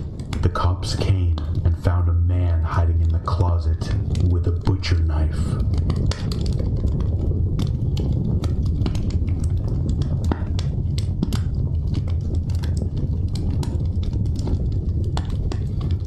A group of friends was staying at this remote cabin that one of my friend's cousins owned. There were no roads leading to the cabin, and it was a good 3 or 4 day hike from where you parked the cars. I couldn't go at the same time as everyone else due to work obligations, so I decided to head up the same day, but later. It would mean I would have to camp for a night by myself though. The latter part of the trail is too dangerous to be taken at night, especially for someone who doesn't know it. I didn't care. I was kind of looking forward to it as I've never camped alone before. So I was in the middle of these woods when the sun went down. I got my camp set up in the small clearing, probably 40 feet across. I got my campfire going and pitched a small one-person tent. I did all of that camping stuff like cooking hot dogs on a stick over the fire and made some s'mores. I probably stayed up for a good 2 or 3 hours after dark. The entire time, I thought I heard stuff moving in the woods on the edge of the clearing. I didn't think anything of it at first, because the woods are full of animals, but as the night went on, I realized that whatever it was just circling the clearing, over and over. Once I started paying attention, it made 4 or 5 laps around before I decided to get up and investigate. The noise stopped as soon as I stooped up, and I thought I heard some sound going away through the woods. I just shrugged it off, thinking it was some fox that probably got curious, and then got scared when I stood up. I decided it's time to go to sleep. I douse the fire and climb into my tent. I start to doze off and stay in that half-asleep, half-awake state for a while. I normally hear weird things when I'm in this state, so I don't think much of it when I hear a voice. Something wakes me completely, and I realize the voice is real and right outside my tent. It's just above a whisper, and I'm not sure if it was another language or if they were speaking English in such a way that I couldn't understand. I lay there for some time, I don't know how long, listening and waiting for something to happen. There is just enough moonlight to light up the walls of the tent, so I can see when a hand presses onto the wall of my tent down near my foot. This freaks me out and I sit up quickly. Whoever was outside of the tent disappeared. I could hear them running full sprint through the woods. I get out of the tent and shine my flashlight around and I see nothing. I was expecting there to be a bloody handprint on the tent, but there was nothing. I didn't sleep that night. I packed up my camp at first light that morning and booked it to the cabin.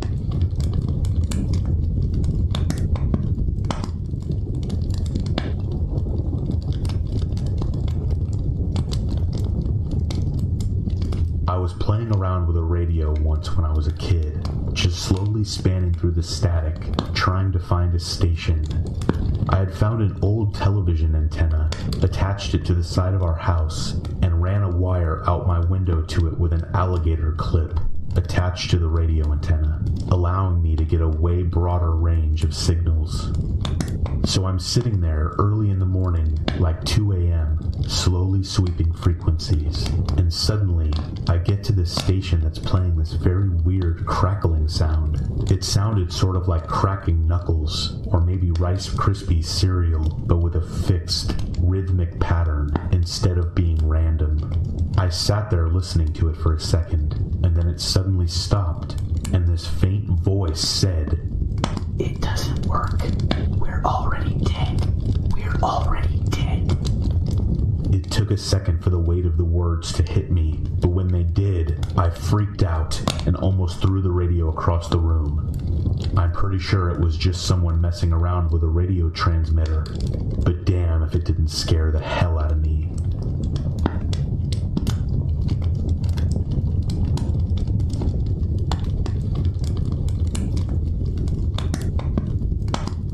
About 5 years ago, my mom started dating a guy she met on a dating site. I had recently started dating the woman who would later become my wife, and we had met online. My wife and I never really liked this guy. We didn't think he was mean or anything like that, just a little creepy. He was quiet. He kept his eyes closed a lot and occasionally said odd things like offering my wife a chocolate and then popping one in his mouth, closing his eyes, and moaning as he let it melt in his mouth. One time my wife and I were visiting my mom, but she got called into work, so we waited at her house. Her boyfriend was over, but he spent the entire several hours just hanging out in her bedroom with the door closed.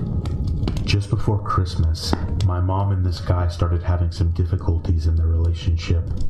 My wife and I were visiting her for the holidays, and she dropped all of her problems on us, and we listened carefully and gave her our opinions and suggested that she would be better off without him. She already had made up her mind and decided to break up with him on Christmas Eve.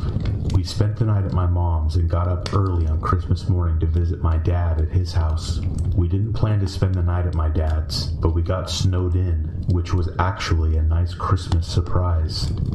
The next day we left as soon as we could get through the snow, and my wife suggested that we stop by my mom's house on the way so that we could check to see if she was alright.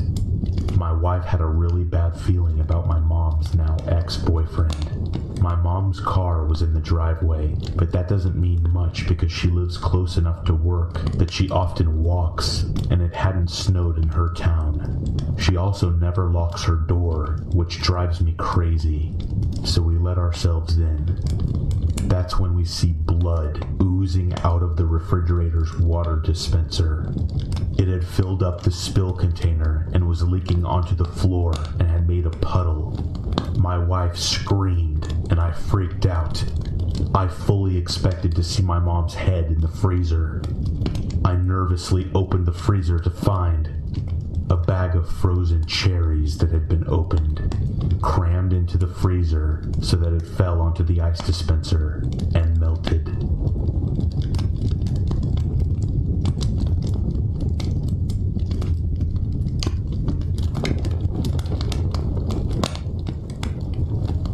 A few years back, I rented an apartment from a friend of mine. He had recently bought it and had it completely renovated. He put it up for sale but couldn't find a buyer, so I offered to rent it in the meantime. After moving in, I realized there was something wrong with the lady next door. She was about 45, but looked much older. She would sit up all night listening to Christian radio shows and talking loudly to someone. It got to the point where I couldn't sleep, so I went over to her place and asked her to keep it down. She opened her door, and I got a quick peek. Her walls all had crosses painted on them in different colors, and words like Jesus and angels scribbled everywhere. The windows were painted black, letting no light in at all.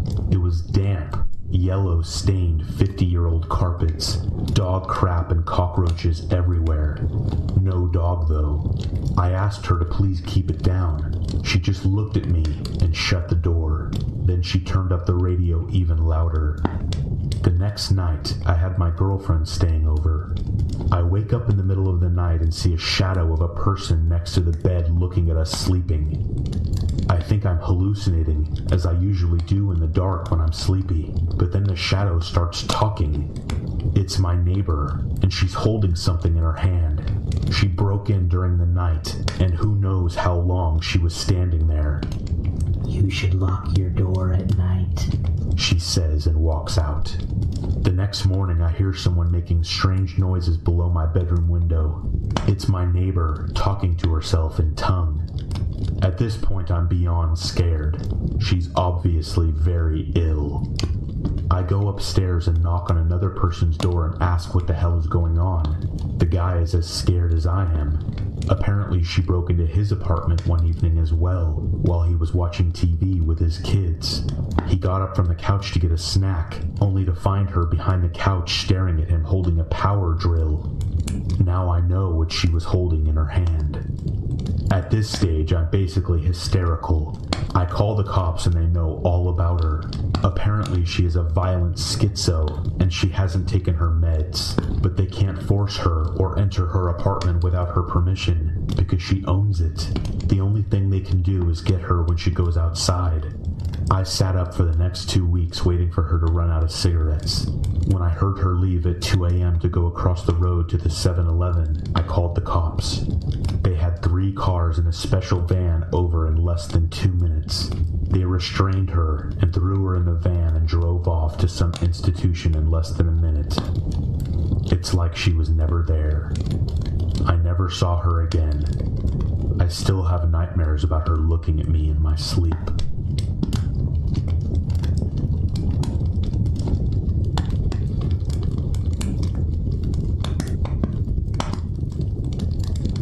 This happened to me when I was about 8 years old, and it still scares me to this day. One evening, I went to let my dogs in from the back garden at around 9 p.m. It was pitch black, so I quickly opened the door, and my dogs came bounding in. As soon as they came in, I locked the door, and at this moment, a person on the other side pulled the handle down trying to get into my house. We had a glass door, so even in the dark I could see the outline of a man standing there. I ran to my dad, and he ran into the back garden after this man and saw him running down the road. Since then I have closed and locked all doors at the speed of light.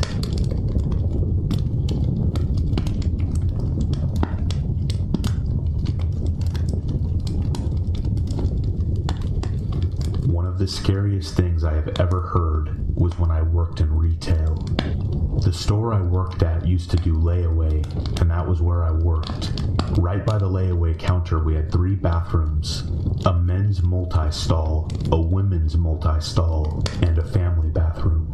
Only the family bathroom had a door that locked. All the others had a push-pull swing door.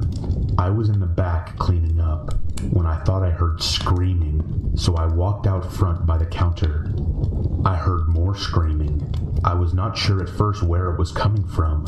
I ran and checked the men's and the women's bathroom, and they were empty, and I still heard the crying and screaming. It was coming from the family bathroom. I banged on the door, but the yelling and screaming and crying kept going. I called for a manager because I had no way of getting in the door since it was locked. This whole time there is still screaming. After several attempts of trying to open the door, we called 911. We had no idea what was going on, but it didn't sound good. It went on for about 15 minutes at this point, although it felt like forever. And then the sound stopped. No more crying, no more screaming. We banged on the door until the police came. When they finally did, they had to kick the door in since we had no key. As we all stood around and looked in, all we saw was blood all over the place. We were not really sure what happened at first, but the police told us to back up, and that's when they pull out a lady covered in blood. We all just stood there in shock. She was not moving, and we thought she was dead. They took the lady away. We all had to give statements. This story is not scary in the ghost sense, but for that to happen right behind the door and not know what is going on and the utter feeling of helplessness was very scary to me.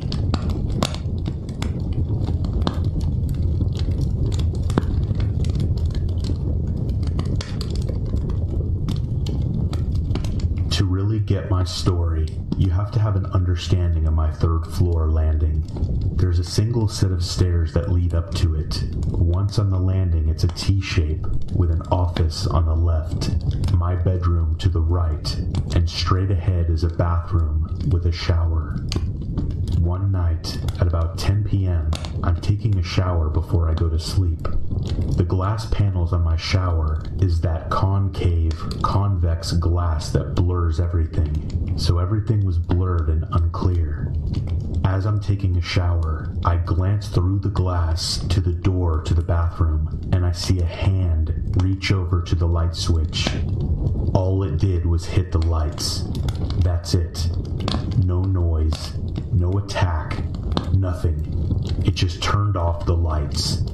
So there I am. I just saw someone's hand reach into the bathroom, and now I'm in my shower, and it's pitch black. I've never been so chilled to the bone before. Something about being in the darkness of the night, with the only noise being the water hitting the floor beneath me. It just reduced me to the most primal state of pure fear I've ever been in. I eventually get myself to leave the shower, and I hit the lights. The relief that came over me was immense. I've never been able to explain it. The stairs up to the landing are old, and they creak like hell. I would have heard someone come up and go down. No one was there. No one was in my room or the office. What was even more weird, nothing like it has ever happened since.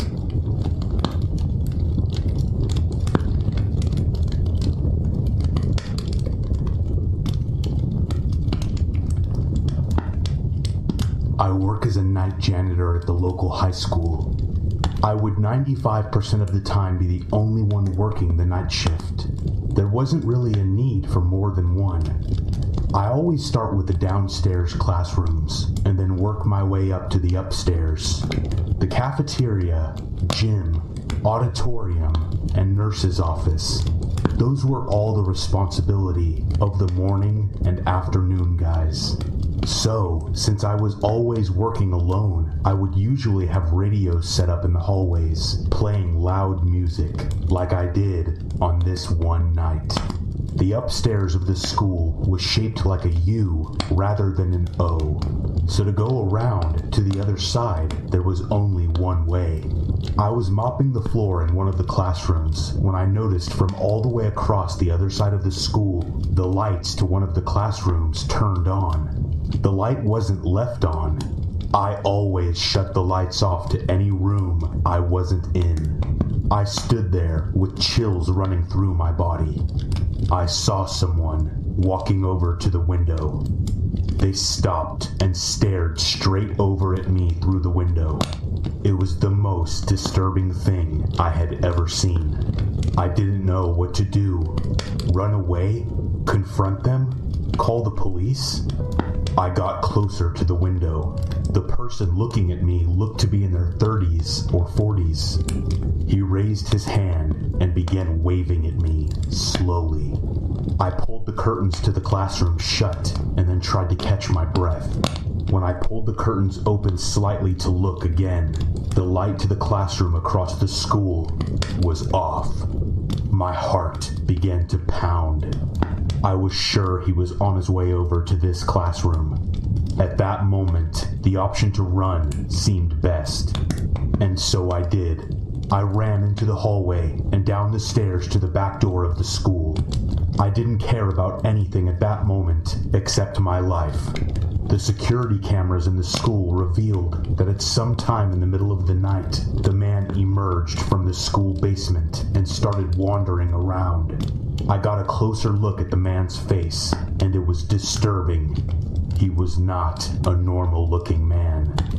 The scariest part was watching him go back down into the basement and then never coming out.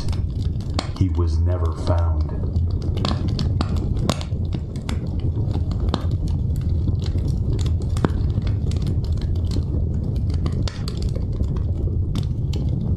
I was the lone recreation ranger in a small district in southern Idaho. Nearest town from the guard station was about 1.5 hours away. After moving into the guard station, solar power was not working, and I hadn't slept for about a month due to various factors. The woods there always had an eerie feeling to them, unlike the southwest Ponderosa forest that I was used to. About 2 months into the seasonal job, I started to hear something walking and scratching on the deck at night. Now, this district was known for its badgers and beavers, so I didn't think much of it. When leaving the cabin at night, I always had an eerie feeling like I was being watched. One night, I was returning from my grocery run, and I had a bad feeling. At the time, I did not have my shotgun in the vehicle. After stepping out of the vehicle, I looked to the right of the cabin, about 50 feet from my front door. All I could see were two eyes, about 3.5 to 4 feet in the air. To say I freaked out was an understatement. I started yelling, "Get the hell out of here!" But the eyes only crouched down and inched closer to me. I tossed a piece of firewood in the general area, and whoever or whatever it was leapt back a bit, but did not make a sound. Tossed 4 or 5 more pieces, and whatever it was still inched forward. At this point, I fumbled with my keys. Of course, the solar power was out again. I managed to get inside and grabbed my shotgun. Technically, you are not supposed to have guns in government housing, but who lives in the hills have eyes backcountry and does not carry? I went outside, still could not get a good look with my headlamp, loaded the shotgun, and continued to throw pieces of wood with one hand. Finally, whatever or whoever it was walked back into the brush. That night, I drank about 4 IPAs and slept with my shotgun. In the morning, the trail crew came up and we found mountain lion tracks all over the porch, the rocking bench, and the compound leading back to the creek. After that event, I always heard the rocking chair move and someone walking on the porch, but never found any tracks after that. Considering that it was always muddy up there, it was weird to not find any tracks. I've been stalked by mountain lions before, and never had that eerie feeling like I did that night.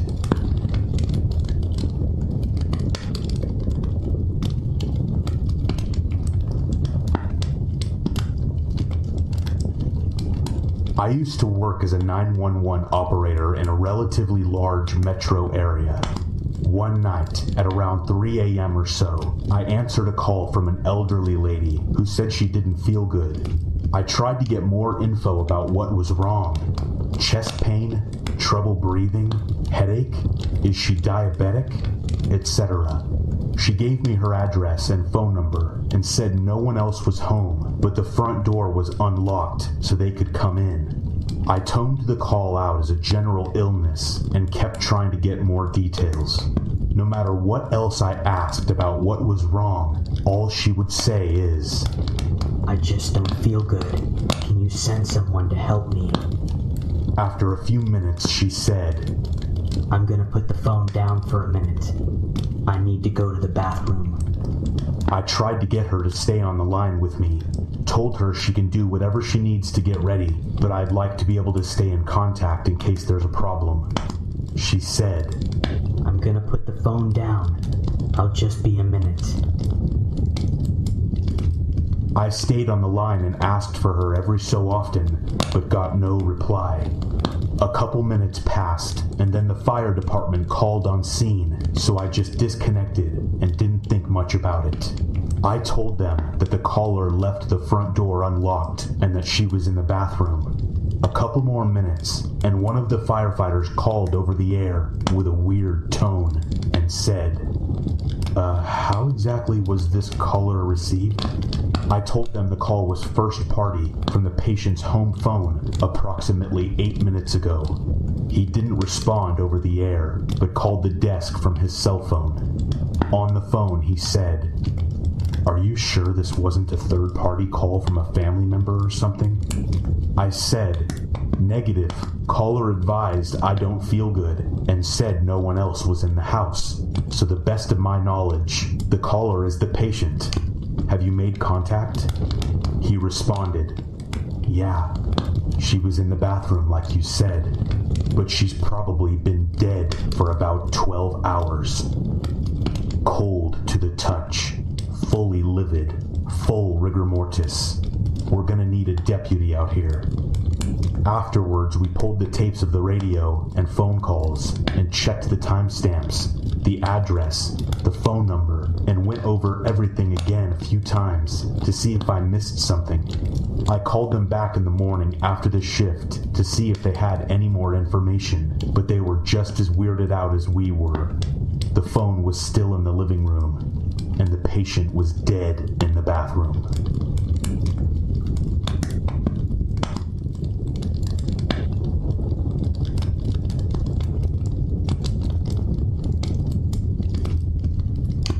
currently a freshman in college. One of my close friends in my pledge class is on the soccer team and heard this story with too much evidence and corroboration for it to have been completely fabricated. My friend is close with this guy on the soccer team who recently went on a Tinder date with a junior at a college near us. She's from around Boston and commutes to her school. He matches with her on Tinder, takes her to dinner. They're having a good time and get to talking about their lives and such. On the date, she tells him about another date she had recently been on that left her with a bad feeling. She had matched with a normal-looking guy on Tinder from the area and agreed to meet up after talking for a while. They went to a restaurant to get dinner, and they had planned to go to a pretty popular bar near there for drinks afterwards. She got a bad feeling by the end of the dinner, and the bar didn't end up happening. Apparently, it wasn't anything too bad. She could just tell he was a bit strange and not her type. So she gives him an excuse and goes home. Their texts were normal afterwards, and she chalked it up to just a bad date. A couple days later, she meets up with the soccer guy from the beginning of the story, and they really hit it off. Her parents leave a few days after that for a trip, which she had told soccer guy about. The date went really well, and he planned on going over at some point to chill with her. The first night that her parents are gone, she wakes up to a noise in the kitchen. Her room is on the second floor. The kitchen is on the ground floor, and there's a basement under that. Normal house in Back Bay. So she thinks she heard something, and it freaks her out badly enough that she calls her parents. They tell her, everything's fine, you're probably just hearing things because it's an old house. Don't worry. Realistically, I think that would have been anyone's, myself included, reaction. The second day they're gone, she's upstairs and hears a noise from the TV room behind the kitchen. They don't have any pets, and these were the types of noises that would make you get up from what you were doing to make sure something hadn't fallen or whatever. She described to my mutual friend as feeling like if she had gone downstairs at that moment, something bad would have happened. She calls her parents again, and they say the same thing. She gets up the nerve to go downstairs and look, and everything is normal. Nothing is moved. Nothing is knocked over. The alarm records didn't show any doors or windows opening. She figures that she's freaking out over nothing. On the third day, everything is fine. No noises. No cause for concern. My mutual friend was going to go over there, but had a unified midterm and couldn't make it. That evening, she's watching TV in her room and hears a noise somewhere downstairs. This time, it wasn't something she could ignore. All of her adrenaline was firing. She calls the cops without asking her parents. They say basically the same thing as her parents. Since you just heard a noise, we'll try to have someone over to check outside your house in around an hour. About 10 minutes later, a police car pulls into her driveway. They rush the house, and she's watching this from an upstairs window. The cops throw the front door open and immediately fan out, sprinting through every room in the house and yelling, "Clear!" One of them tries the basement door, but it's locked from the inside. They break down the flimsy door and rush down into the basement. They found her Tinder date in the basement. He had completely covered one part of the room in some kind of heavy plastic tarp. He had a bag of heavy-duty butchering knives with him. The cops immediately surrendered him and took him away. She was told by the cops that after she called, they heard a second phone pick up. And when she hung up the phone, they heard him breathing and then laugh, and then a click as he hung up the phone. The mutual friend heard about all of this after the fact, and the thing that really gets me is the part about the cops hearing him on the phone. When my friend told me and some of the guys in my fraternity that part of the story, it felt like all of the oxygen left the room.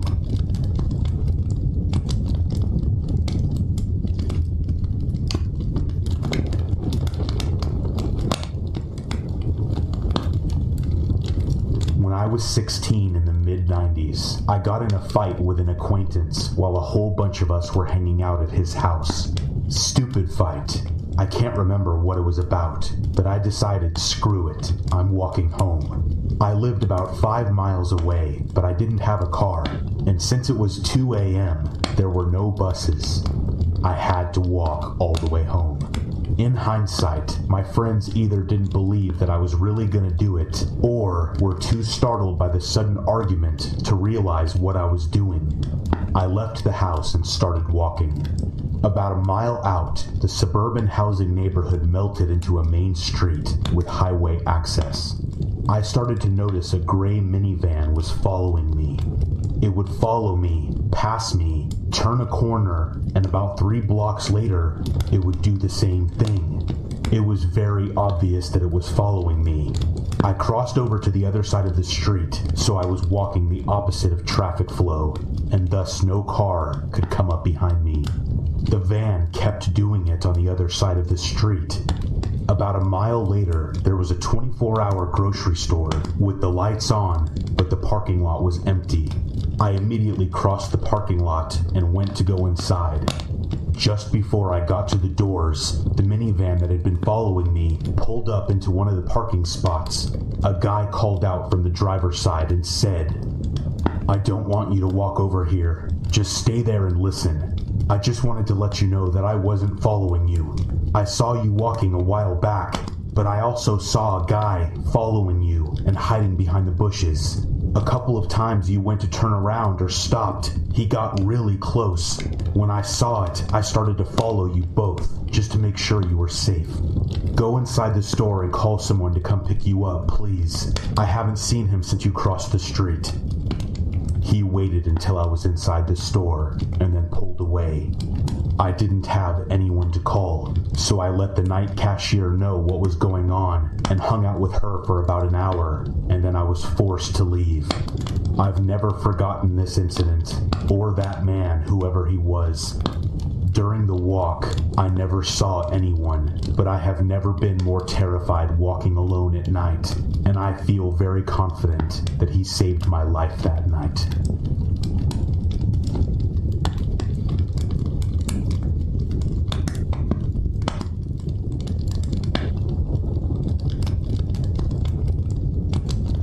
This happened to my sister. Her husband and her had just had their first child a few months prior. My brother-in-law was working the graveyard shift at his job as my sister stayed home, taking care of my nephew. Around 2 a.m., she heard loud knocking on her back door.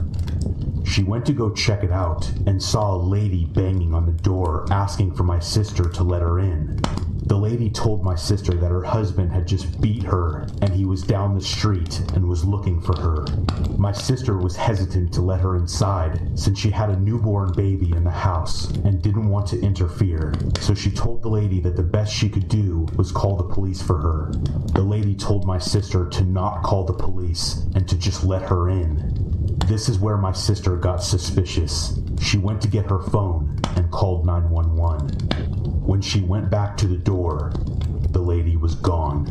The police arrived a few minutes later, and they told my sister that the same situation happened a few streets down. Apparently, a man and a woman would do this in order to get inside people's houses. I'm sure this is very common, but having it almost happen to my sister and my nephew really creeps me out. What would have happened if she had opened the door for her?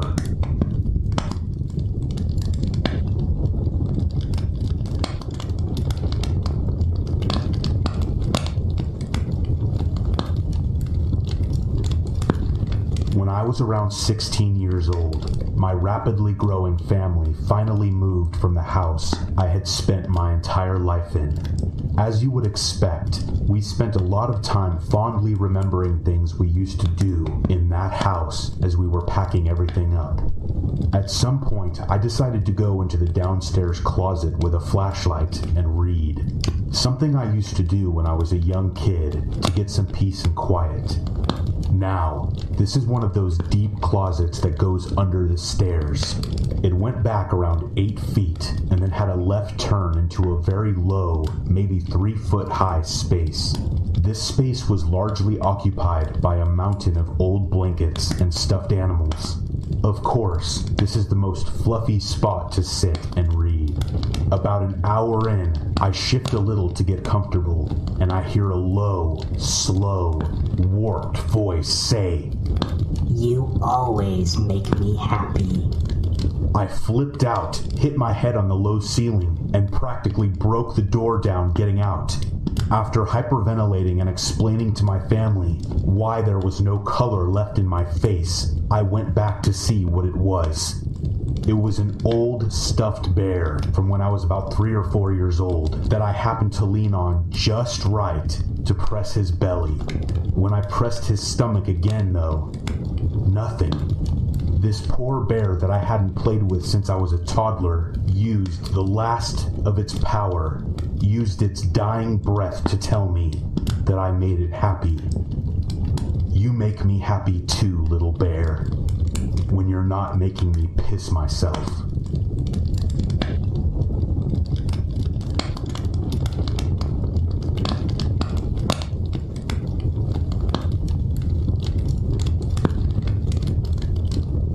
I sleep in a one-bedroom apartment, and every night I close my door because I don't have windows in my room and I love the pitch black darkness.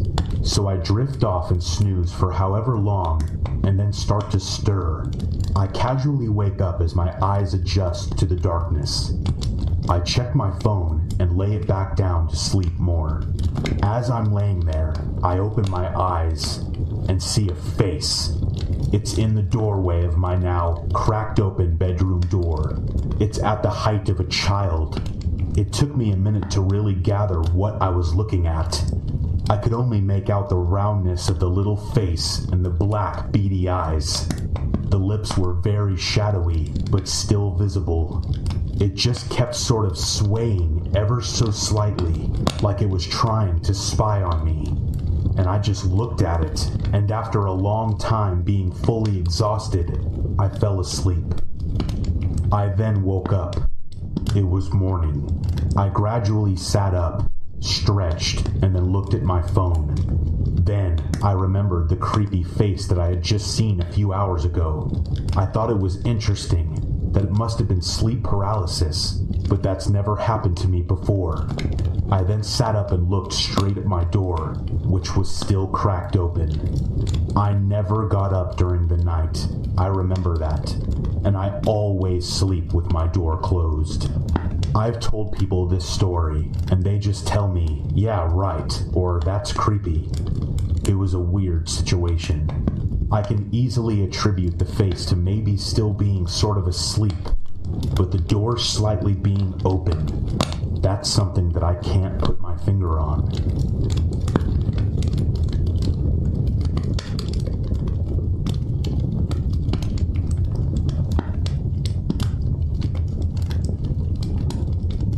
When I was a child, my family moved to a big, old 2-story house with big, empty rooms and creaking floorboards. Both of my parents worked, so I was often alone when I came home from school. One early evening when I came home, the house was dark. I called out, "Mom?" and heard her say from upstairs, "Yes?" I called her again as I climbed the stairs to see which room she was in. We were decorating at the time, and I didn't know my way around the maze of rooms, but she was in one of the far ones, right down the hall. I felt uneasy, but I figured that was only natural, so I rushed forward to see my mom, knowing that her presence would calm my fears, as a mother's presence always does. Just as I reached for the handle of the door to let myself into the room, I heard the front door downstairs open, and my mom call out, "Sweetie, are you home?" I jumped back, startled, and ran down the stairs to her, but as I glanced back from the top of the stairs, the door to the room was now open slightly, and for a very brief moment, I saw someone peeking out at me. When my mom and I went up to check, there was no one there.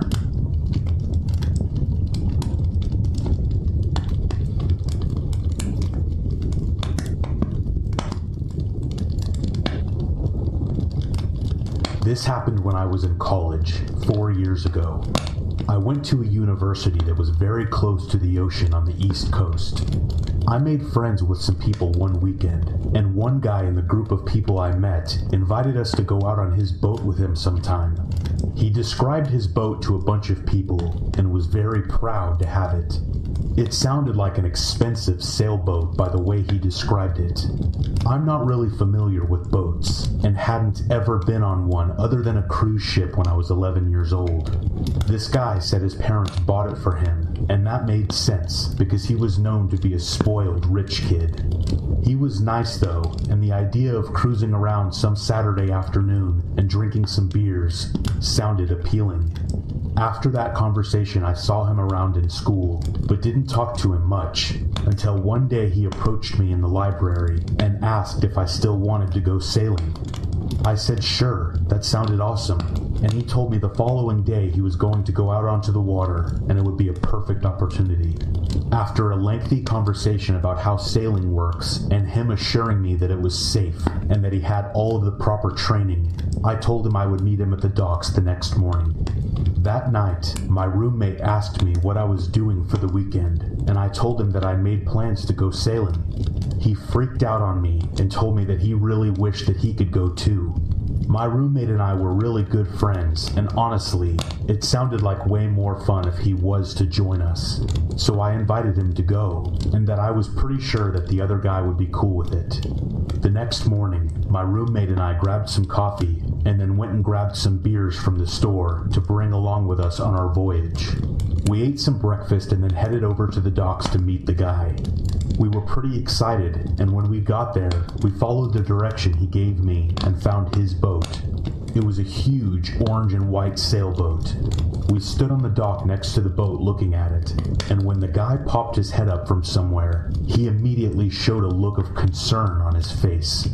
He jumped off the side of the boat and onto the dock right next to us.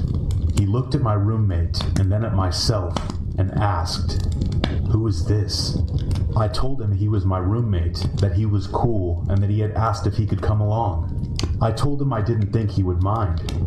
The guy looked very annoyed, and it was very awkward for about a minute. The guy kept looking back and forth between us and the boat. He took his hat off and rubbed his head like he was really stressed out. Eventually he sighed and said that it was fine. A few hours later, we're on the boat, drinking and having fun. The water was pretty smooth sailing, and the sun was shining bright. The guy acted a bit off the whole time, and I figured it was because I brought my roommate. After drinking 3 or 4 beers, I felt the courage to ask the guy what was wrong, and if he was still pissed that I brought my roommate. He responded with something along the lines of, "It just kind of ruined my plans." My roommate chimed in and asked, "What plans?" I could tell my roommate thought it was funny because it sounded like the guy wanted to be alone with me. The guy looked at him and said, "Well, because you're here, I can't kill him." This took me off guard completely, and I felt fear and unbelievable relief hit me at the same time. My roommate and this guy started cracking up, and my roommate brushed it off as a joke. I didn't know what to think. Was this guy serious? Did I narrowly avoid being killed? Is his sense of humor just that weird? I believe I got my answer when I went below deck an hour later to grab another beer from the fridge. Next to the fridge was a brown swinging door that led to a small private bedroom. I was feeling the beer pretty good by this point, and without thinking, I pushed the door open to have a look. Laying at the foot of the bed, there was this big cinder block, some yellow rope, some tape, and what looked like a recorder of some sort. After seeing that, I felt sick to my stomach and wanted off this boat as soon as possible. I wanted to go back up and confront the guy, but I decided against it because I had no idea what he was capable of. What seemed like hours and hours more of being with this psycho, we finally made it back to the dock. We said our goodbyes, and on the way back to my room, I told my roommate about what I saw. He couldn't believe it. I'm pretty damn sure that my roommate saved my life that day. I shit you not, I never saw that guy again on campus. What he had planned, I don't want to know.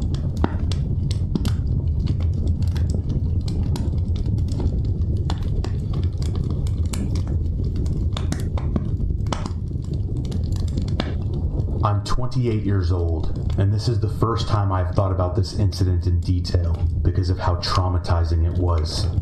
I met my ex-girlfriend in California in 2010.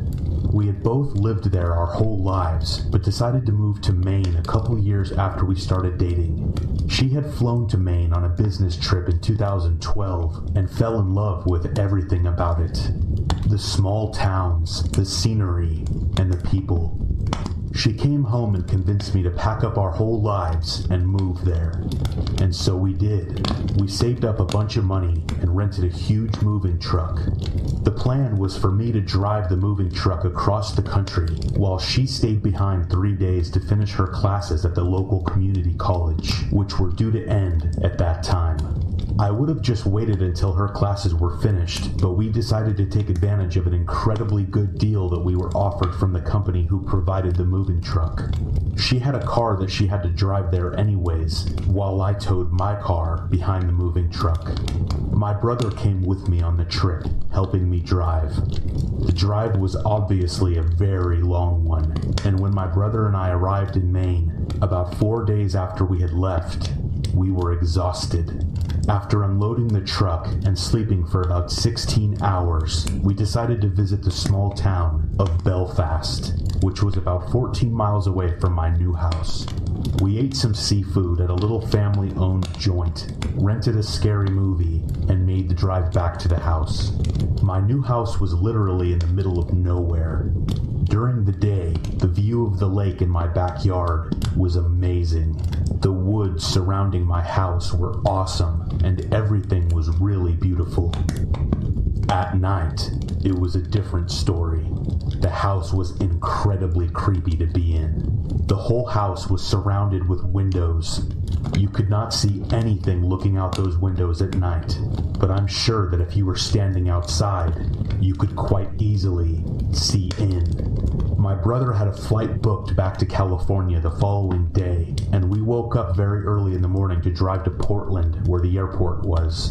I eventually made it back alone and wasn't able to make any phone calls or watch any cable TV because we had no service out there yet and no cable or internet hooked up. My cell phone did not work anywhere on that property. The only thing I had was a box of DVDs. That was it. When I made it back, I decided to try out my new fishing pole that we had bought in town. I wasn't out at the lake very long, as it started to get dark in Maine very fast in the fall. I went back to the house and sat in the living room in the chair, looking out the windows at the scenery. My view was getting darker and darker. I turned on all the lights in the house and quickly became creeped out when it became pitch black outside. Imagine being in the middle of the forest in the middle of nowhere at night and looking around. You could not see your own hand if you held it right in front of your face. And when I say it was pitch black, I mean you can't see anything. We hadn't hung up any curtains or blinds yet, and I had the extremely uneasy feeling that somebody was outside the house, watching me go from room to room. I decided to hang up sheets over all the windows using thumbtacks. I sat on the couch in the living room and put in a funny movie to try and shake the unnerving feeling that I had. It did not work. I eventually realized I had to try to get some sleep, and my eyelids were becoming sore. I was getting very tired. I covered myself with blankets on the couch and turned off the TV. After a few minutes, my eyes had adjusted, and I could see around the living room very slightly. My eyes were very heavy, and I fell asleep. I woke up sometime later, and it was still night, and still very dark. I reached for my bottle of Coke that I had on the ground in front of me, and took a big gulp. I set it back down and looked around the room. Now, I'm having difficulty putting these next emotions into words that I could accurately convey. My heart began to throb when I noticed a man standing in the corner of the room. I couldn't see his eyes, but he had to have been looking at me. I did nothing and said nothing, and not by choice, but because I couldn't. I was frozen. He didn't move, and it was clear that he was trying to not be seen. After a few moments, I did my best to think rationally and logically. I'm not sure that he knew that I had seen him. I had a blanket over me, which might have shrouded my face, in which he wouldn't be able to see my eyes. After about a minute of gut-wrenching fear, I somehow decided to do something, and it was the hardest thing that I've ever done. I forced myself to cough. I did it while getting up, in an effort to give him the impression that I didn't know that he was there. I slowly made it to my feet and walked across the icy cold wood flooring to the bathroom around the corner of the living room. He didn't move. I made it into the bathroom and nothing happened. I closed the bathroom door and slowly turned the lock to the upright position. Tears went down my face as I backed up into the bathtub behind me. I was staring at the door. I suddenly realized there was a small window up above the bathtub that I could most likely crawl through. I moved the shower curtain as silently as I could and reached up to the window lock. I unlocked it and tried sliding the window open to the left. The window began to squeak when I pulled it open, and I froze, hoping that the man didn't hear it. A couple seconds later, I heard a tapping on the bathroom door. It wasn't a knock, but a tap, and it didn't sound like the tap of a finger. It sounded like metal, like he was tapping a knife against the door. At this point, I made the realization that the man either knew what I was doing or simply wanted me to know that he was outside the door. Adrenaline took over completely, and I slid the window open and pushed the screen out onto the ground. I tried not to exert any noise as I jumped up and began squeezing my body through the small window. My head and upper body were out, and I could not see inside the bathroom anymore, only the dense, dark woods in front of me. I was pulling my legs through the window when I suddenly felt the man grab my foot.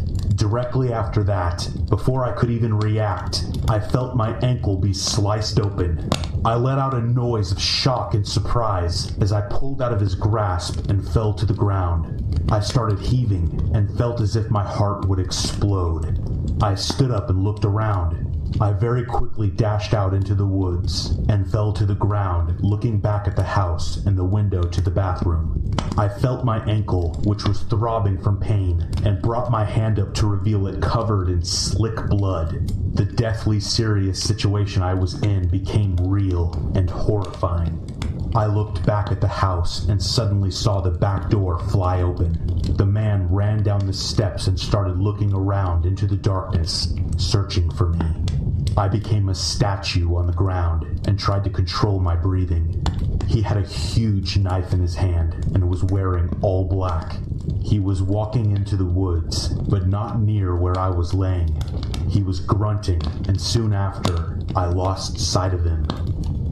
I started frantically looking around, thinking that at any moment he would spot me and stab me to death. I saw nothing but trees and darkness.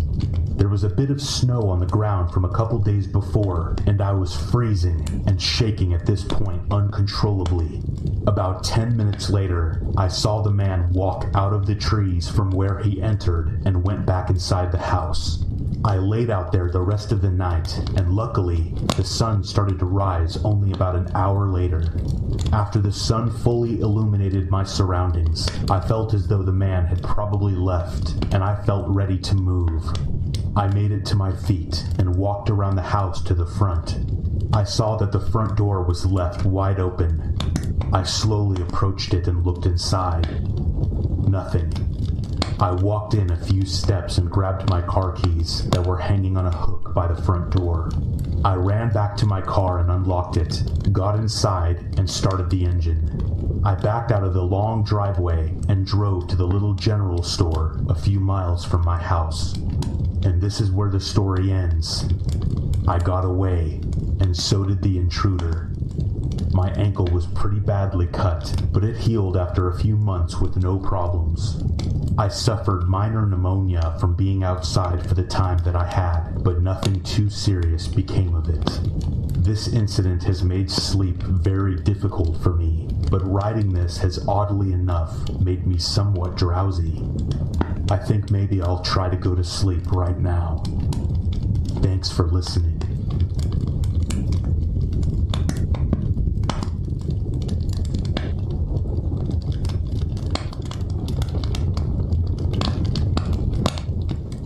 I'm a journalist, and I was told this story by a woman that I interviewed for True Crime. When this woman was a young girl, say 8 years old, she started to come downstairs at night to tell her father that there was a man in her closet. He tells her that there's no such thing as the boogeyman and sends her back to bed.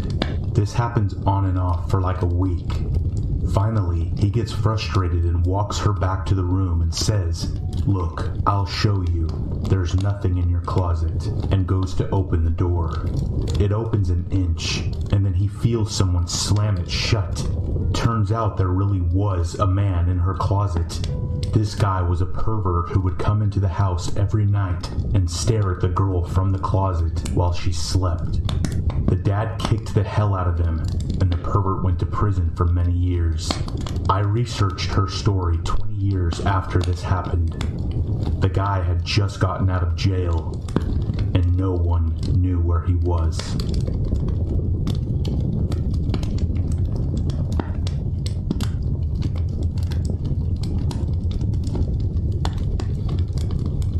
I grew up in the South in the late 70s and early 80s. My grandmother lived on a cotton farm in South Carolina, and my cousin and I would go visit her during the summer. We would help out around the farm, but during the heat of the day, we would go swimming in the river to cool off. Our favorite spot was fairly isolated, so we never really saw anyone else. But there was an old dirt road that ran from the gravel road back to an abandoned farmhouse in the woods. My cousin and I were in the river when we saw a cloud of dust in the distance. We thought maybe our uncle was coming to take us back to the farm, but we always swam for an hour or so after lunch, and he never drove the tractor to come get us. We had heard stories about some backwoods family who had gone all deliverance on some kids a few summers ago, but we figured it had to be just our uncle trying to freak us out. Regardless, we snuck up to the riverbank so we could see the dirt road, but we would still be hidden in the trees. We saw a ratty Oldsmobile Delta 88 with blacked out windows creeping down the dirt road. The car didn't belong to anyone we knew. I only remember the make and model because I knew it was the Evil Dead car and because of what happened next. After it passed by our hiding spot, we noticed it didn't have a license plate. It drove another 30 yards or so and then stopped. A black garbage bag flew out of the passenger window and into the field. Then, the car made a slow and methodical three-point turn, taking great pains not to let the tires venture too far into the cotton field. It made its way back the direction it came until it disappeared out of sight. My cousin and I had remained silent throughout this event, and with the car gone, we looked at each other. I really wish we would have just ignored it. I wish we would have headed back to the farm. I wish we would have told our uncle or our grandmother what we had seen and had them come investigate. But we were only 13. Curiosity was killing us. We had to go check out that bag. As we left our hiding place and headed down the road, we looked around nervously, hoping the car wouldn't show up again. As we got close to the drop zone, we could see blood on some of the cotton directly above the bag's resting place. We could see blood all over the bag. We looked at each other one last time, and then we ran away. Over the years, I have thought a lot about what was inside that bag. A part of me is glad I don't know, but my curiosity will never go away. It has haunted me ever since.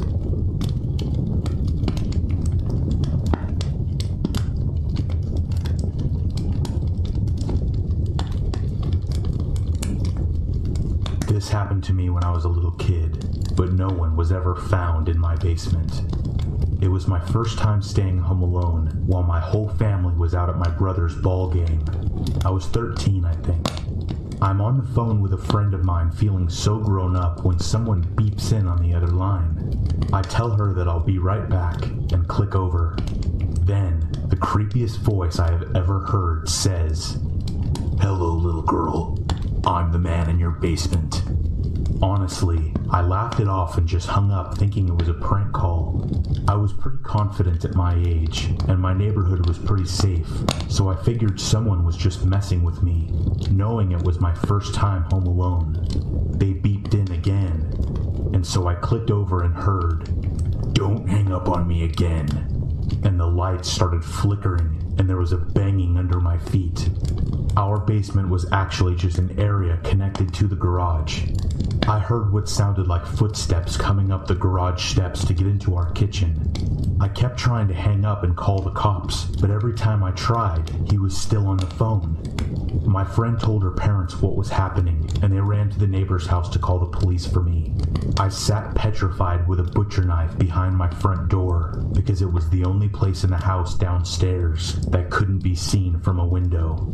Eventually, I clicked over to hear a police dispatcher on the phone and stayed on the line with her until the police got to my house. There was no sign of forced entry, though we had a broken window pane on our outside garage door that had been messed up for months prior, and my guess is that's how he got in. The police assumed I was just a paranoid girl, and they were going to leave me home alone again after they cleared the house. Fortunately, a family friend had been driving by and saw the cops there. They stopped to see if everything was okay. He gave me a ride to the school where my family was. They were skeptical that anything had happened, but we did get a security system not much longer after that, and my parents both got cell phones. This was 1994, I think, so cell phones weren't popular yet. After that happened, I swear there was someone stalking me for years. I would leave my apartment locked and bolted, and come back to find appliances on. I lived in 4 different places and would get strange phone calls sometimes. Cars would randomly be parked down the road from a house and speed up and slam on the brakes as I would run inside. I would hear loud bangs outside when I lived out in the country. Nothing has happened since I've been in my current house and married, but I'm still super paranoid all the time.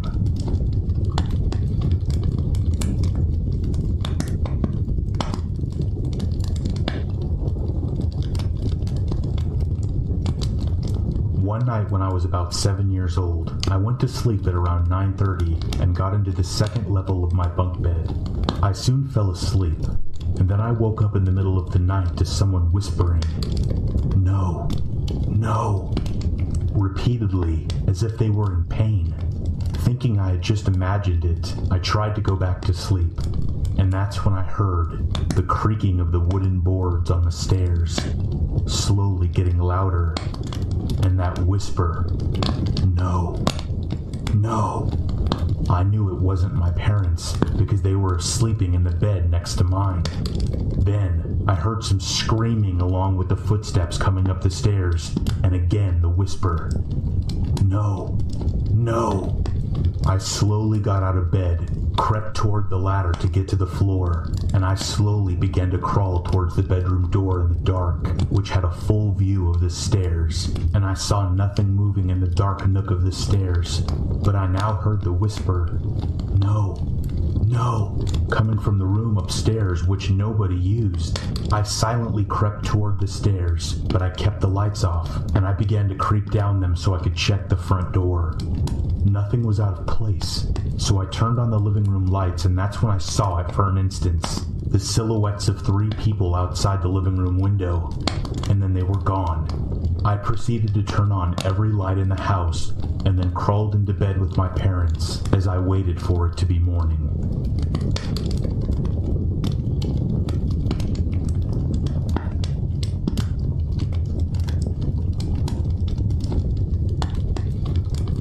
My parents were out one night, and my brother and I were home alone.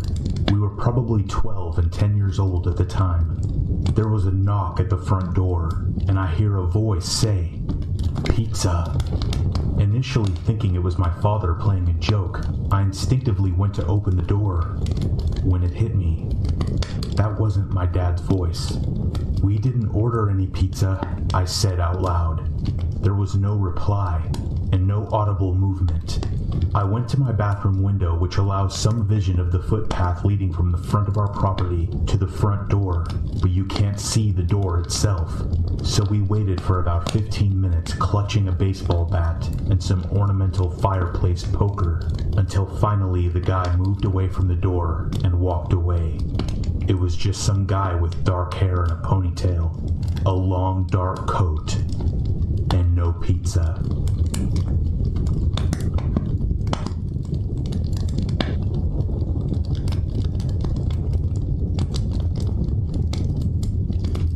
This happened just a couple weeks ago on a Friday. I had two friends in my car. We were coming back from a restaurant to celebrate finishing up the school play. I just dropped the first friend off and was now making the 4 or 5 mile drive to my second friend's house. It's a narrow road that cuts through some pretty dense woods. She was in the front seat and we were listening to ballads, just talking about life, nothing out of the ordinary. I was driving behind a deep red pickup truck that had a motorcycle in the bed. I wasn't tailgating them, even though the driver was going a bit slow for my taste and swerving around just a tad too much. I was about to reach this intersection that's not even a block from my second friend's house when this guy pulls over. Seemingly for no reason, he just pulled over to the side of the road about a car or two length from the blinking red light. As I pass him to stop up ahead, I see his face. He has a pretty generic face, nothing unusual, but he's staring right at us with anger in his eyes. The hairs on the back of my neck stand up, and I just sense something is not right. My friend looks out the window and says, "What is he doing?" I look at my rearview mirror to see the guy getting out of his seat, pulling a ski mask over his face, and wielding a huge, I'd say 10-inch knife in his hand. He started sprinting toward my car, almost reaching the passenger side. I screamed and slammed on the gas, driving around for a while. The man only chased my car for a few blocks until he knew he wasn't going to catch us. When I got back at the intersection minutes later to drop my friend off, he was gone. My friend ran inside, locked her doors, and I sped away. But it was terrifying. I told the police and filled out a report last week. I'm never crossing that intersection again.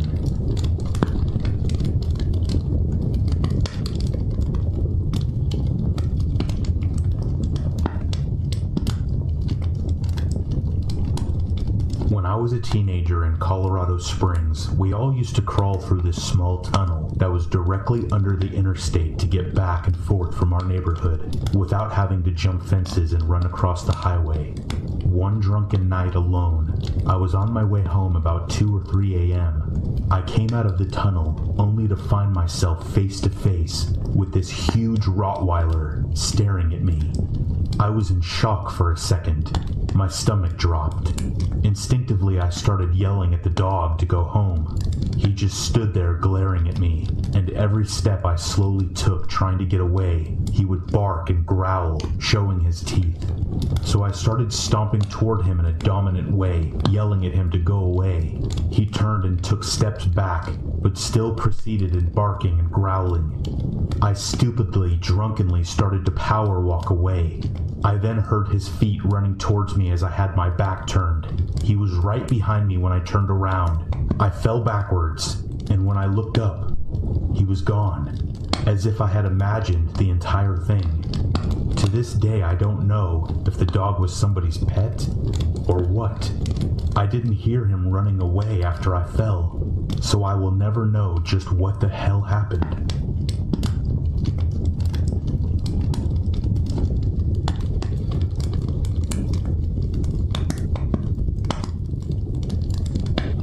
I lived in New Mexico for several years before moving to the Midwest.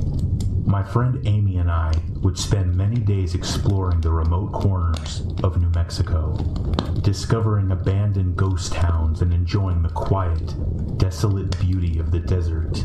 One afternoon in March 2010, we were traveling to Albuquerque. Always up for exploring, we took a back road rather than traveling the more direct highway. One leg of our journey had us on NM 55. It's a remote, teeny tiny 2-lane highway.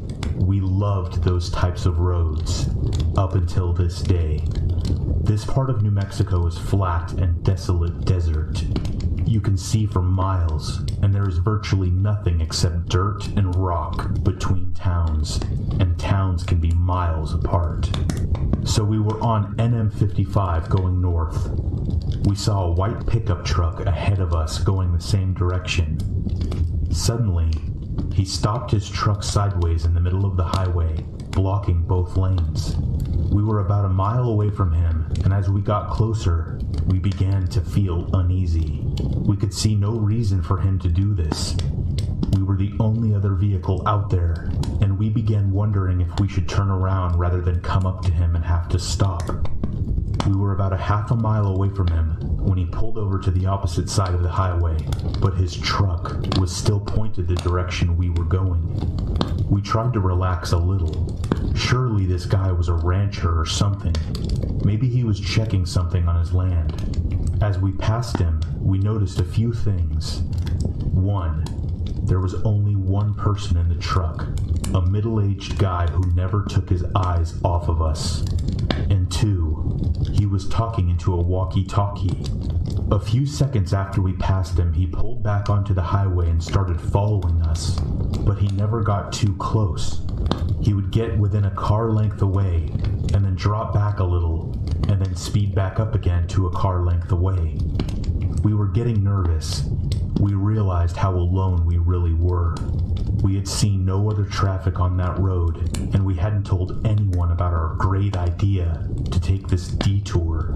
We checked our cell phones and neither of us had a signal.